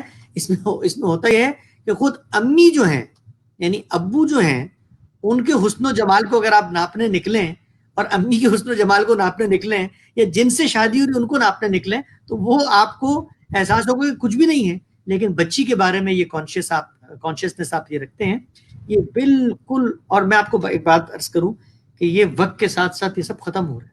جیسے جیسے تعلیم آ رہی ہے، بچیاں ہوں یا بچے ہوں، اس وقت اگر وہ کیریئر اورینٹڈ آپ ان کو بنائیں، ان کو بتائیں کہ زندگی کا ہدف کیا ہے، تو آپ یہ دیکھیں گے کہ وقت کے ساتھ ساتھ خود معاشرے کے اندر ان کی قبولیت پیدا ہو جائے گی. اگر رنگ کالا ہے تو کوئی بات نہیں ہے، آپ دیکھیں گے کہ لوگ ان کی طرف آئیں گے کیونکہ ان کی سوچ رکھنے والے باقی لوگ بھی معاشرے میں موجود ہیں. تو اس کے لیے بالکل والدین کو پریشان نہیں ہونا چاہیے. اور زیادہ سے زیادہ میں نے جو بات عرض کی, کیا ہوگا, شادی نہیں ہوگی تو کیا شادی نہیں ہوگی تو کیا وہ جی نہیں سکتی؟ اس کے میں بہت ساری ایسی خواتین کو جانتا ہوں جنہوں نے شادی نہیں کی لیکن وہ اچھی بھلی زندگی جیتی ہیں. تو لیکن سر شادی اچھی بات ہے, کوشش تو کرے نا. نہیں یہاں پر اب یہ تو نہیں ہے نا, اب آپ یہاں پر یہ بھی چیز ذہن میں رکھیں کہ والدین بالکل ریلیکس ہو کے نا بیٹھ جائے کہ ہم نے تو کرنی ہی نہیں ہے. کم از کم کوشش تو کرے اس کے لیے کہ بھئی اچھا رشتہ اس کوشش کے بچپن سے اس کی تربیت کی ہونی چاہیے. شادی کی کوشش نہیں ہونی چاہیے کہ اس کو خوبصورت بنایا اس جائے. کے علاوہ مطلب میں کہہ رہی ہوں کہ جب ایک ایج آ جائے اس کی, شادی کی جب عمر آ جائے, تب ریلیکس ہو کر نہ بیٹھ جائیں گے بھائی ہم نے تو نہیں کرنی, چھوڑو اس کی تو ٹینشن ہی نہیں لینی. لیکن دیکھیں آپ یہ بات سمجھ ٹینشن نہیں رہے شاید. نہیں, میں سمجھ رہا ہوں آپ کی بات, میں آپ کی بات سمجھ رہا ہوں. دیکھیں سر ایک منٹ, دیکھیں آپ کو بھی یہ بات معلوم ہے کہ بہت سی خواتین جو جاب کرتی ہیں, بہت سی خواتین جو جاب کرتی ہیں ان کی شادی نہیں ہو پاتی کیونکہ گھر والے کہتے ہیں چھوڑو یہ تو جاب کرتی ہے, کماتی ہے, کھاتی ہے, چھوڑو کیا کرنا ہے شادی کر کے. تو کیا اس کی جنسی ضروریات نہیں ہے, اس کی جسمانی ضروریات نہیں ہے, وہ بھی تو ہے نا. تو وہ کہاں جائے, وہ سائیکو ہو جائے, کہاں جائے؟ اس کو والدین کو پیش نظر رکھنا چاہیے. میں جو بات کر رہا ہوں وہ یہ ہے کہ چیزوں کو پریشرائز کر کے ایک ٹربل بنا کر, زندگی کا پرابلم بنا کر رستے بند نہ کریں, یہ میں بات کر رہا ہوں. یعنی اس کے اندر شادی کرنے کے لیے سارے چیزوں کو بنا, اس میں پرابلم نہ بنائے. وہ نوکری کر رہی ہے, آپ روز سر پہ کھڑے ہوئے ہیں, شادی کب ہوگی تمہاری, آج ہمیں رشتہ لے کر آؤ, کہتی میری میٹنگ ہے, آپ کہہ رہے ہیں سسرال وہاں لے کر جانا ہے تمہیں. پرابلم نہ بنائیں چیزوں کو, چیزوں کو نیچرل اپنی پیس پہ رہنے دیں. شادی ہو بھی جائے گی, اور میں یہ کہتا ہوں کہ آپ نے اپنی پیس پہ رہنے دیا, نہیں ہوئی تو اس کو بھی زندگی کا روگ نہ بنائے. بھائی ہونی ہوگی تو آپ کوشش کریں گے, ہو جائے گی. کوشش کی نہیں ہوئی تو اب یہ نہیں کہ پوری زندگی اس کو تانے دے دے کے مار دیں کہ ہم نے تو بڑی کوشش کی, تو روز وہ بیچاری آ رہی ہے تو اس کی شادی نہیں ہوئی, تو آپ اس کو زندگی کا مسئلہ پرابلم نہ بنائیں. زندگی کی حقیقت ہے شادی, لیکن زندگی کی اس سے بڑی حقیقتیں بھی انسان کے سامنے ہیں, ان پر توجہ دینی چاہیے. یہ کام ایک درجے میں توجہ دیں گے, اللہ تعالیٰ معاملہ, آخر سب کی شادی ہوئی گئی نا جی. ہمارے جو چوکیدار ہوتے ہیں, ڈرائیور ہوتے ہیں, ان کی بھی شادیاں ہو جاتی ہیں نا. شادی تو ہونی ہے, ہو جائے گی معاشرے کے اندر, پرابلم نہ بنائیں. اچھا جو خود مختار ہے, تو مطلب ہم حقوق کے حوالے سے بات کر رہے ہیں نا, تو اگر کوئی خود مختار ہے اور وہ کر سکتی ہے, تو کیا اگر وہ اسٹیپ لیتی ہے تو یہ نافرمانی کے زمرے میں آتا ہے؟ دیکھیے ہم لوگ جب ایک سوسائٹی میں رہتے ہیں تو جس طریقے سے سوسائٹی میں رہنے سے ہمارے کچھ حقوق ہوتے ہیں, اسی طریقے سے ریلیشن شپس کے کچھ تقاضے پیدا ہو جاتے ہیں. میں والد صاحب اگر مجھے کہتے ہیں بیٹا پانی پلا دو, تو میں کوئی دنیا کا قانون مجھے پابند نہیں کرتا آ کر کہ تم نے پانی پلانا ہے. کیا چیز میرے اندر یہ ارج پیدا کرتی ہے, میرا ان سے رشتے کی حساسیت اور تعلق کا جو اظہار ہے وہ مجھے مجبور کرتا ہے کہ یہ میرے باپ ہیں, میرے لیے پورا دن محنت مشقت کرتے ہیں, اگر یہ مجھ سے کوئی مطالبہ کرتے ہیں تو میں خوش دلی سے اس کو پورا کروں. اس سے رشتوں کا ایک ماحول پیدا ہوتا ہے. یہ رشتے محض منفعت کی بنیاد پہ نہیں ہے کہ باپ نے آپ کو زندگی میں 18 سال تک پال کے $20,000 آپ پہ لگائے, تو اب آپ 18 سے 28 سال تک وہ 20 واپس کر کے آپ کے رشتے ختم ہو جائیں گے. نہیں, یہ ایک محبت کے دھاگوں میں بندھے ہوئے رشتے ہیں. ان سے کچھ تقاضے پیدا ہوتے ہیں, ان سے ایک انوائرمنٹ پیدا ہوتی ہے, اس سے انسان کی جو ایستھیٹک سینس ہے وہ ڈیولپ ہوتی ہے. میرے اندر یہ جمالیات کی حصہ, یہ رشتوں ہی کی صورت میں مجسم اور مشخص اور نمودار ہوتی ہے.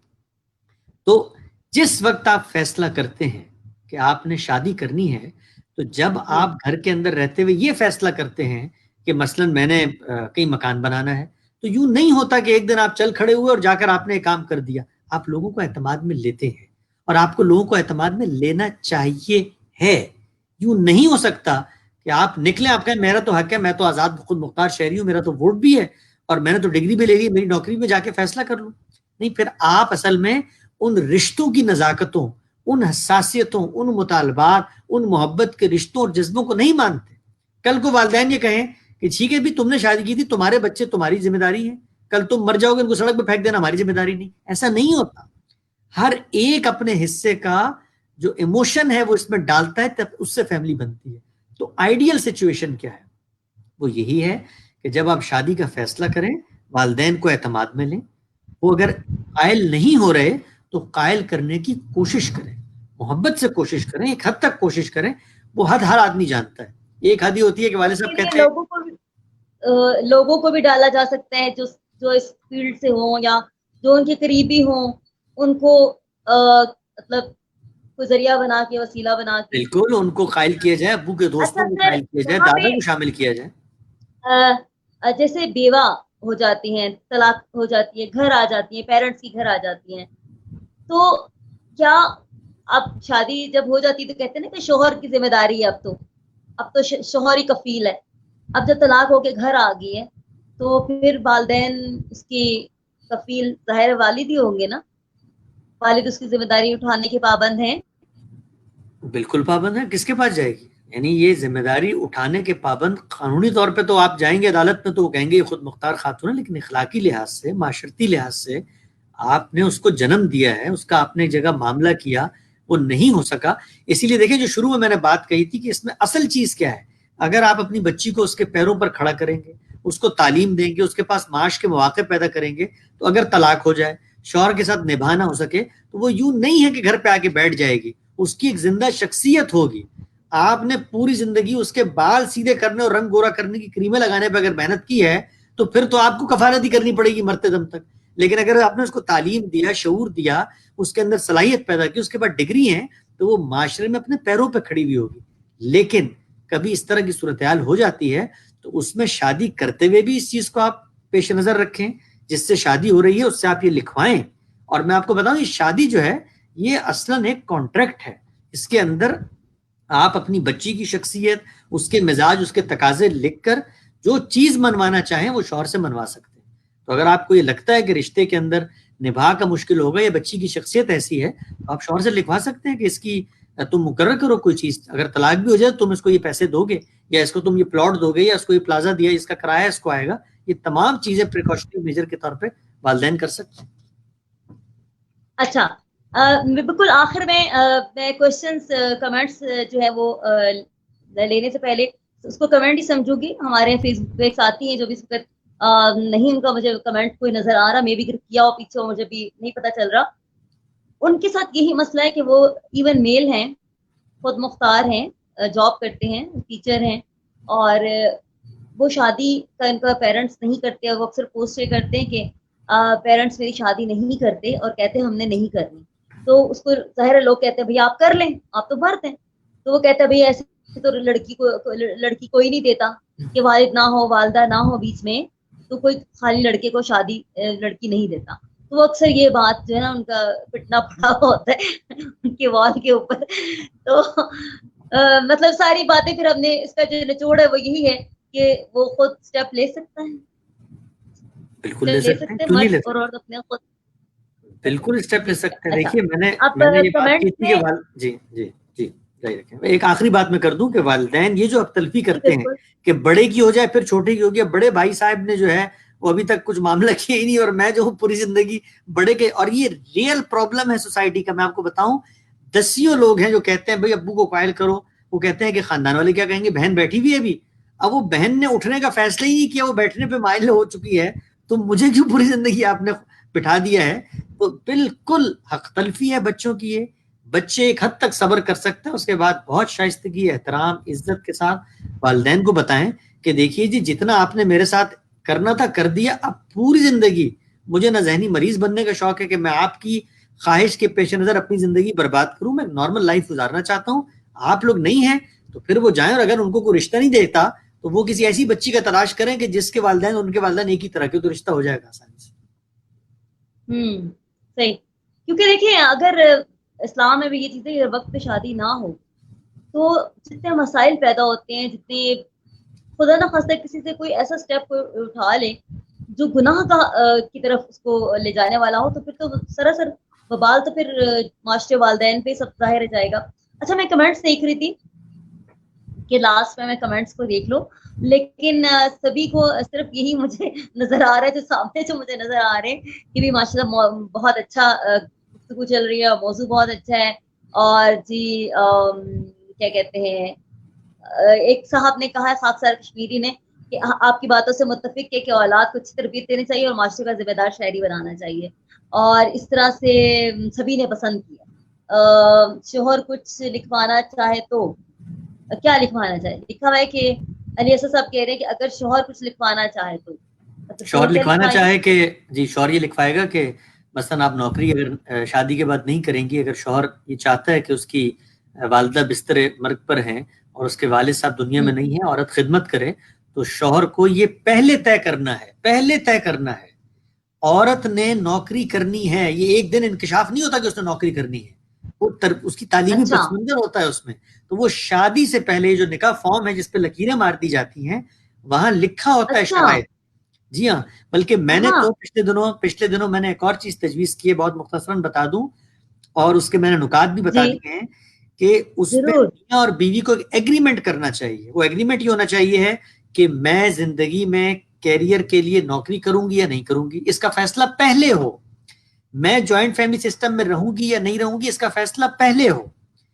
میرے ساتھ آپ کے مالی معاملات کیا رہیں گے، اس کا فیصلہ پہلے ہو. اسی طریقے سے نزاع کی صورت میں، جھگڑے کی صورت میں، طلاق کی صورت میں ہم کیا کریں گے، اس کا فیصلہ پہلے ہو.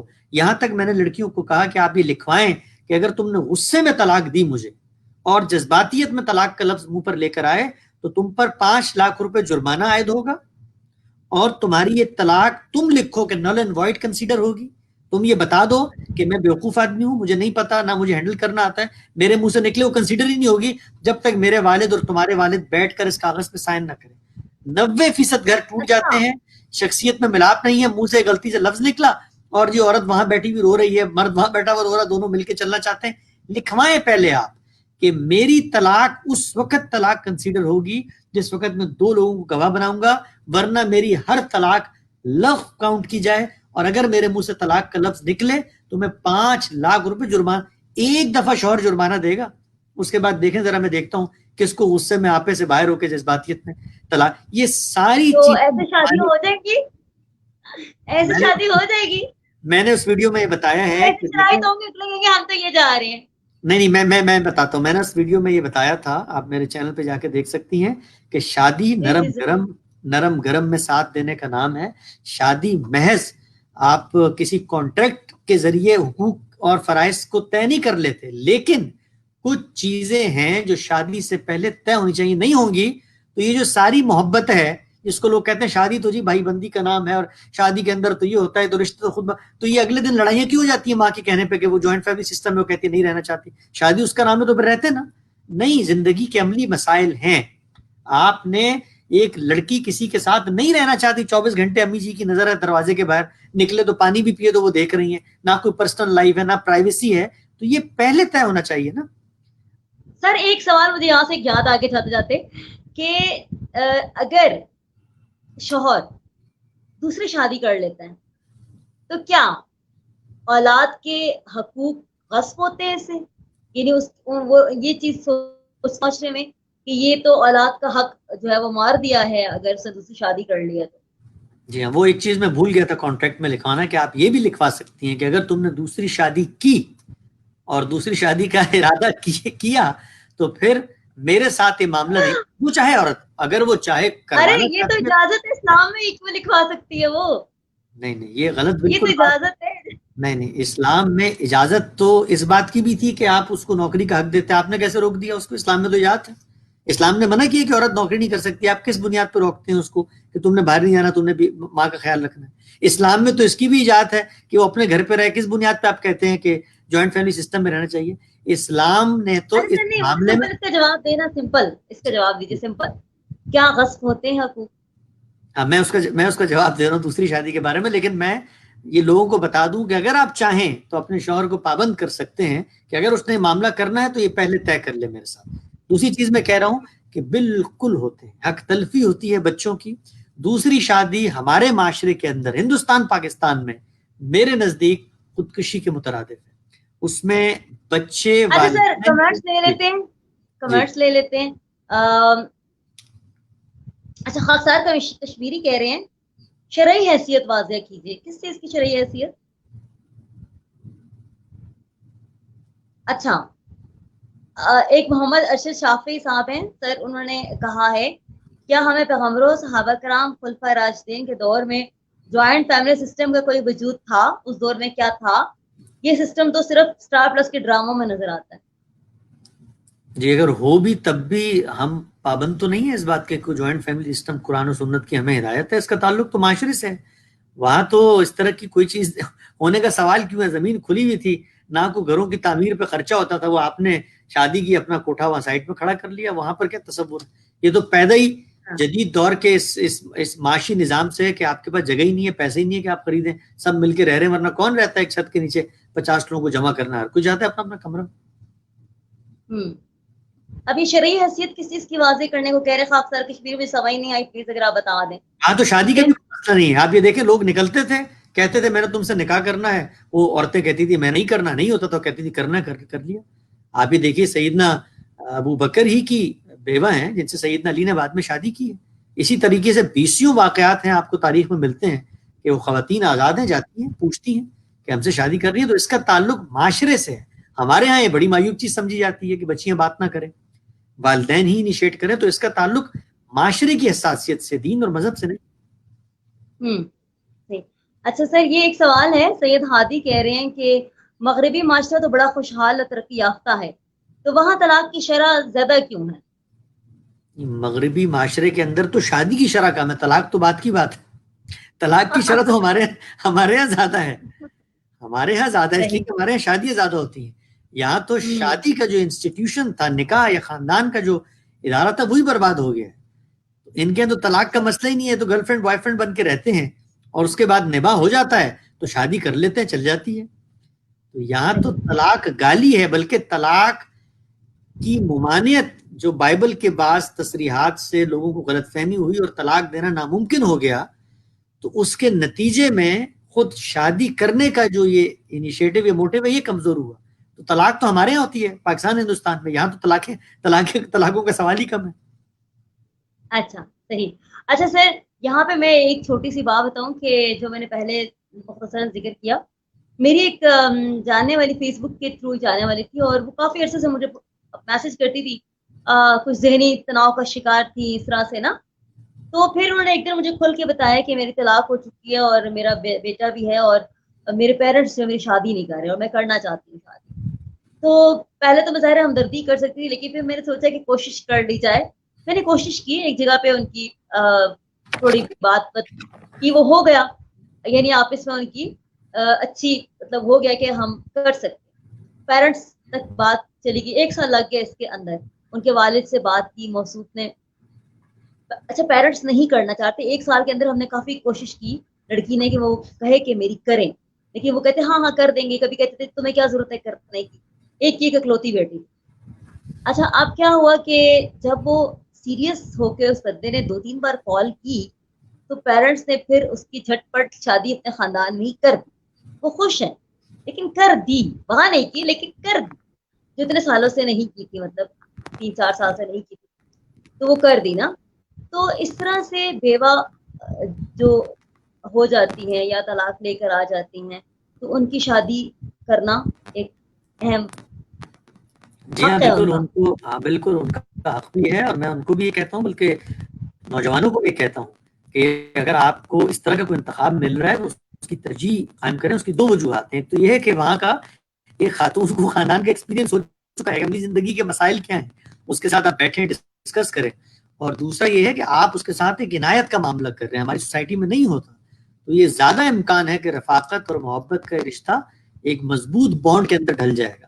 اسی طریقے سے یہ جو آپ نے بات کی, پھر میں وہی بات کروں گا کہ جب آپ شادی سے پہلے ایک میوچل انڈرسٹینڈنگ کا کانٹریکٹ کریں, اس میں مرد کو یہ بھی لکھنا چاہیے کہ خدا نہ خواستہ مجھے کل کلاں کچھ ہو جاتا ہے تو میری طرف سے تمہیں اجازت ہے, تم کہیں اور نکاح کرنا چاہو, میرے بچوں کے سر پہ کسی اور شخص کا سایہ لانا چاہو, اجازت ہے. اور اپنے والدین کو وہ پابند کرے کہ اگر اس کی خواہش ہو آپ نے رکاوٹ نہیں کی. سر یہ تو ہم ایک خیالی سی وہ بات کر رہے ہیں, اب ایسا ہو تو نہیں سکتا نا. ایک اسٹرکچر آپ دے سکتے ہیں, لیکن معاشرے میں ایسا کیوں نہیں ہو سکتا؟ کون اتنے کھلا دل کا مرد ہوگا جو ایسے لکھ کے آپ کو دے دے گا فر چیزیں. میں آغاز کرتا ہوں, میں لکھ کے دیتا ہوں.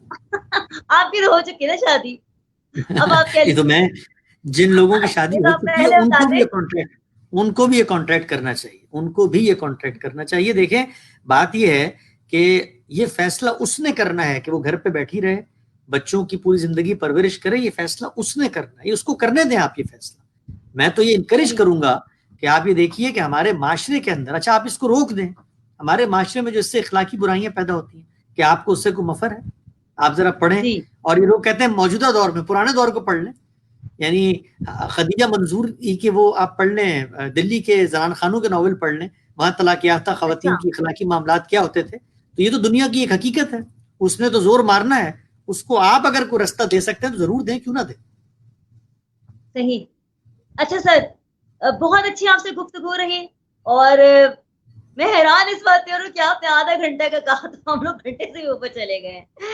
تو آپ کو اندازہ نہیں ہو سکا. دیکھ لیں، یہ میرے پروگرام کی یہ خاصیت ہے کہ آپ آدھا گھنٹہ کا پروگرام کہتے ہیں اور وہ 1.25 گھنٹے پہ چلا جاتا ہے. تو جاتے جاتے تھوڑا سا میں ویسے ریپڈ فائر کرتی ہوں، ایک پروگرام کو چھوٹا سا حصہ ہوتا ہے، وہ آپ کے ساتھ تو نہیں کر رہی، حالانکہ آپ کی آواز بڑی خوبصورت ہے اور میرا دل کر تھا آپ سے کلام اگر آپ 1-2 اشعار سنا دیں اپنی آواز میں. بڑی پیاری آواز ہے. میں نے ویسے تو کبھی اس طرح سنا دے کوئی بات نہیں. ایک نظم ہے مجھے بہت پسند ہے، علامہ کوثر ریاضی صاحب کی لکھی ہوئی ہے، اس کے 2 شعر میں سنا دیتا ہوں. کہتے ہیں کہ بے آسراں ہیں لوگ سہاروں کے باوجود، تاریکیاں ہیں چاند ستاروں کے باوجود، نظریں ہیں ان کے آپ ہی پردہ بنی ہوئی، آنکھیں ترس گئی ہیں نظاروں کے باوجود، غم بھی ناگزیر ہے مسرت کے ساتھ ساتھ، کانٹے بھی اگ رہے ہیں بہاروں کے باوجود. کیا کہنے زبردست، ماشاء اللہ. بے حد شکریہ، بہت اچھا لگا کہ آپ نے میری اس بات پہ آپ نے سنا، مجھے بڑا اچھا لگا. اب جاتے جاتے صرف یہ بتا دیجئے کہ آپ حسن الیاس کو کیسے ڈیفائن کرتے ہیں؟ حسن الیاس.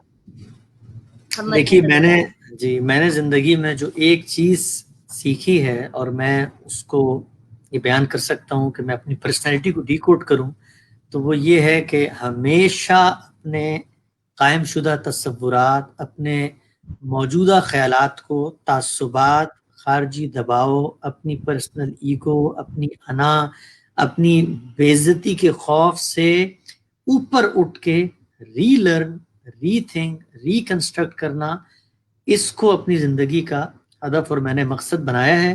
میں آج ایک مخصوص جگہ پر کھڑا ہوا ہوں، ایک ذمہ داری پر فائز ہوں. میں غامدی صاحب کے افکار کو پریزنٹ بھی کرتا ہوں سوسائٹی میں، لیکن الحمدللہ میرے دل میں ذرہ برابر شائبہ نہیں ہے کہ مجھ پہ اگر یہ غلطی واضح ہو کہ غامدی صاحب کی فکر یا میری شخصیت کے اندر جو چیزیں میں پریزنٹ کرتا ہوں وہ غلط ہیں، تو میں اس سے پیچھے ہٹنے میں ایک لمحے کا توقف نہیں کروں گا. تو میں اپنے آپ کو، لوگ پوچھیں کیسے ڈیفائن کرتا ہوں، میں ایک طالب علم ہوں جو سیکھتا ہوں، سمجھتا ہوں، قائم شدہ تصورات کا جائزہ لیتا ہوں، معاشرے کی بھی اور اپنے بھی. اچھا، اب آپ ذرا حجاب گل کے بارے میں بتا دیجیے. میرا تو آپ سے تعارف جو ہے وہ اسی کے ذریعے ہوا، اور ظاہری بات بتا دیجیے. میں یہی کہوں گا کہ آپ نے جن چیزوں کو موضوع بنایا ہے یہ ہمارے معاشرے کے زندہ موضوعات ہیں. اس کے لیے ایک ہمت چاہیے، ایک جرأت چاہیے اس طرح کی چیزوں کو معاشرے کے سامنے لانے کے لیے. اور مجھے یہ لگتا ہے کہ یہ جو دور ہے، اس دور کو لیڈ کرنا چاہیے نوجوانوں کو. ان کو اب آ کر اس مسند پہ بیٹھنا چاہیے ہے جس میں وہ پیروں کے استاد بنے اور ان کو بھی بتائیں، کیونکہ اس دور کے اندر تعلیم اور اظہار کے جو مواقع پیدا ہوئے ہیں یہ پہلے نہیں تھے. تو آپ اگر یہ خدمت انجام دے رہی ہیں تو میری نیک تمنائیں، دعائیں آپ کے ساتھ. بہت شکریہ. جاتے جاتے آٹوگراف دے دیجیے گا تاکہ ہمارے پروگرام کے لیے ایک سیو ہو جائے، محفوظ ہو جائے کہ آپ ہمارے پروگرام میں آئے تھے فرسٹ ٹائم اور آپ نے ہمیں آٹوگراف دیا تھا. آٹوگراف بول کے دیا جائے گا جی؟ آپ بول کے دیں گے، ہم اپنے دل پہ لکھ لیں گے. اچھا بول کے کیا بات کہی جائے؟ بول کے میں یہی کہوں گا جو موضوع سے ریلیٹڈ بھی ہے وہ یہ کہ زندگی ایک بہت سنجیدہ معاملہ ہے، اور اس سنجیدہ معاملے کو حل کرنے کے لیے اپنے مزاج کو، اپنی طبیعت کو، اپنے رجحانات کو علمی ذوق کی طرف ڈھالیں، سنجیدگی کی طرف لے کر آئیں. آپ کی جی زندگی کا ہر مسئلہ غور و فکر کا تقاضا کرتا ہے. اچھا، آپ کی طلاق والی بات پہ جو ہے نا بڑی لوگوں میں سوالات آنا شروع ہو گئے ہیں. وہ کہہ رہے ہیں، ایک سوال میں پڑھ دیتی ہوں اور اس کے بعد ہم اجازت چاہیں گے کیونکہ کافی ٹائم ہو گیا ہے. کہتے ہیں کہ اگر پہلے سے طلاق کے حوالے سے معاہدہ نہ ہو تو بھی غصے میں طلاق نہیں ہوگی، کیوں؟ اس کی کیا دلیل ہے؟ اس کی دلیل یہ ہے کہ طلاق اور نکاح کا معاملہ علل اعلان ہوتا ہے، ایک سنجیدہ معاملہ ہے. یہ معاملہ کوئی کھیل مذاق کا نہیں ہے. اس سے ایک خاندان کی یونٹی جڑی ہوئی ہوتی ہے. اس میں ایک دوسرا انسان آپ کے ساتھ اپنا گھر بار چھوڑ کے جو آپ کے گھر میں آیا ہوتا ہے آپ کی زندگی کا ساتھی بننے کے لیے، وہ ایک فریق بن کے کھڑا ہوا ہوتا ہے. اگر آپ کے اندر ایک کام کرنے کا ارادہ نہیں تھا، عزم نہیں تھا، تو یہ تو طلاق دنیا کا کوئی معاملہ بھی ایسے نہیں ہوتا. میں کھڑے ہو کر صحیح. جذبات میں، اشتعال میں، غلبہ حال کی کیفیت میں عقل کو کسی کے ہاتھ میں دے کر کوئی فیصلہ کروں. طلاق تو بڑی سنجیدہ چیز ہے، کوئی صحیح. فیصلہ کنسیڈر نہیں ہوتا. تو قرآن مجید نے بھی یہ کہا ہے وَإِنْ عَزَمُوا الطلاق، جب تم طلاق کا مصمم ارادہ کر لو. اور اس کا فیصلہ جی کس نے کرنا ہے؟ طلاق دینے والے نے. کسی دوسرے کو یہ حق ہی نہیں ہے کہ وہ فیصلہ کرے طلاق ہوئی ہے کہ نہیں ہوئی. یہ فیصلہ اس بندے نے کرنا ہے کہ طلاق نام کس چیز کا ہے. بھئی میں نے یہ فیصلہ کر لیا کہ میں نے اب اس کے ساتھ نہیں رہنا. تو کسی دوسرے کو یہ حق کیسے پہنچتا ہے کہ وہ میرے منہ سے نکلی ہوئی کسی بات، کسی جملے، کسی عبارت، کسی لفظ کو ڈیفائن کر کے بتائے کہ تمہاری بیوی اب تم پر حرام ہو گئی. یہ قرآن کی روشنی میں یہ بات کر رہا ہوں. ہمارے ہاں جی میری یوٹیوب پہ ایک ویڈیو موجود ہے، تفصیل سے میں نے اس میں آرگومنٹ دے دیا ہے کہ غصے کی حالت میں طلاق ہوتی ہے یا نہیں ہوتی. اس پہ ہمارے علماء کا استدلال کیا ہے. وہ اس کو بالکل ایک دوسری جگہ سے دیکھتے ہیں. ان کے نزدیک اس معاملے کے اندر، ان کے نزدیک اصل میں پورا دین ہی کچھ احکامات کا مجموعہ ہے. وہ احکام ان کو اڑتی ہوئی کسی خبر سے مل جائیں تو اس کی بنیاد پر وہ پوری شریعت کو محصور کر دیتے ہیں کہ جی غصے میں کہے، اور وہ ایک روایت لے کر آتے ہیں، بالکل ضعیف روایت. صحیح. کسی کتاب نے اس کو بیان کرنا پسند نہیں کیا کہ سلاست جدہن جد و ہزلہن جد النکاح والطلاق والعتاق. ہنستے ہوئے کہو، روتے ہوئے کہو، مذاق میں کہو، غصے میں کہو، طلاق ہو، غلام کو آزاد کرنا ہو، نکاح ہو تو وہ ہو جائے گا. ضعیف روایت ہے.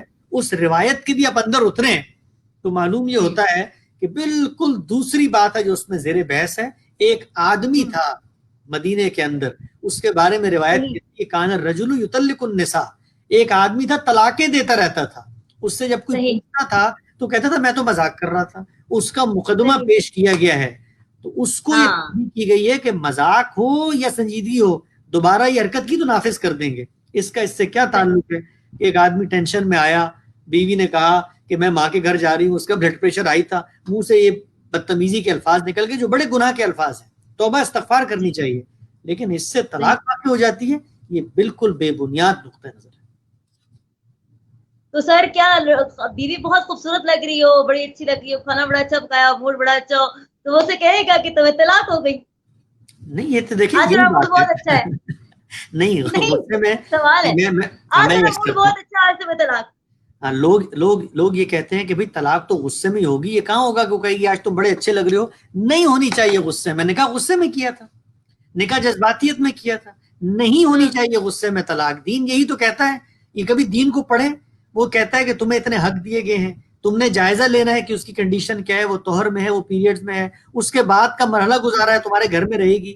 وہ اگر اس کو گلاس ہی مارنا تھا تو اس کے بعد گھر میں کس منہ سے رکھو گے اس کو.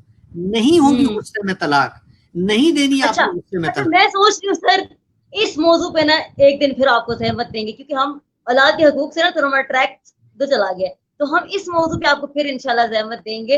اور اب جاتے جاتے بتا دیجیے، آپ کو بارش پسند ہے؟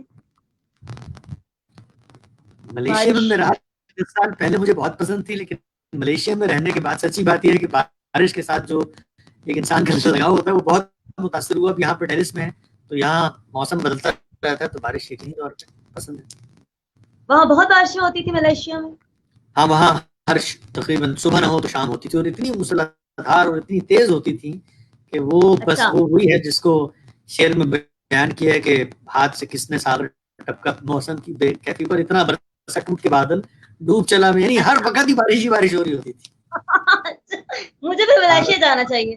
اچھا ایک بات, دوسری بات یہ, آپ کو میں نے آپ کی ویڈیوز دیکھی ہیں, جب بھی آپ کسی ویڈیو میں بیٹھ کے گفتگو کر رہے ہوتے ہیں, آپ کے بیک پہ بڑا خوبصورت جھنکار سی ہوتی ہے, میوزک سا ہوتا ہے, پانی کی آواز ہوتی ہے, لکڑیوں کے جلنے کی آواز ہوتی ہے, اس کی کوئی خاص وجہ, کوئی ترنم سا دیکھیے ہوتا ہے پیچھے؟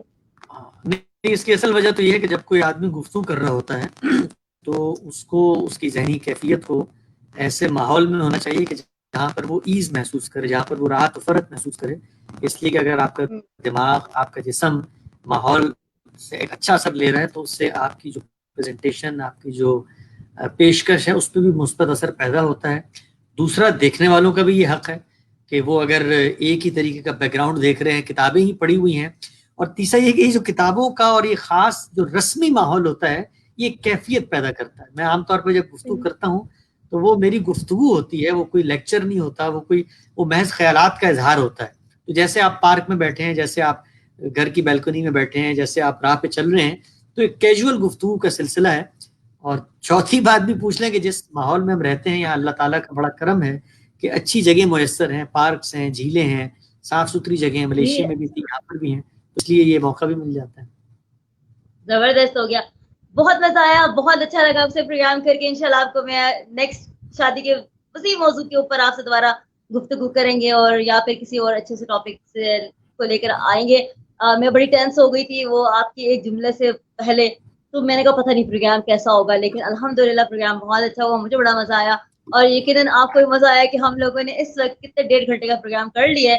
لوگ مجھے کہتے ہیں پروگرام شارٹ رکھا کریں, لیکن بس کیا کریں کہ بس سوالات نکلتے ہیں, جوابات نکلتے ہیں, اور سب پروگرام چل جاتا ہے. بہت شکریہ جی. آپ سے لوگ سر جی جاتے جی جاتے آپ سے پھر شکریہ کہوں گی. بہت بہت آپ کا تھینکس کہ آپ نے مجھے اتنے قیمتی وقت میں سے تھوڑا سا وقت دیا.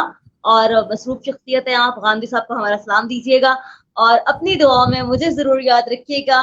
اور آپ ان اچھے لوگوں میں سے ہیں جنہوں نے میرے ایک میسج کی جو رپلائی میں مجھے کہا کہ موسٹ ویلکم, کیونکہ بہت سے لوگ ایسے ہیں جو کہ کیا بتاؤں.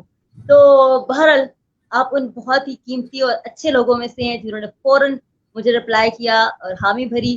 اور وہی بات میں دوبارہ سے کہوں گی کہ جو درخت جتنا پھلدار ہوتا ہے اتنا ہی جھکا ہوا ہوتا ہے, اور اللہ تعالیٰ آپ کو مزید کامیابی عطا کرے. غامدی صاحب سے ہمارے لیے ضرور دعا کروائیے گا, اور اپنی دعا میں مجھے یاد رکھیے گا. بہت شکریہ. اور تمام ناظرین کو بہت شکریہ. تمام ناظرین کو حجاب گل کی طرف سے بہت بہت السلام.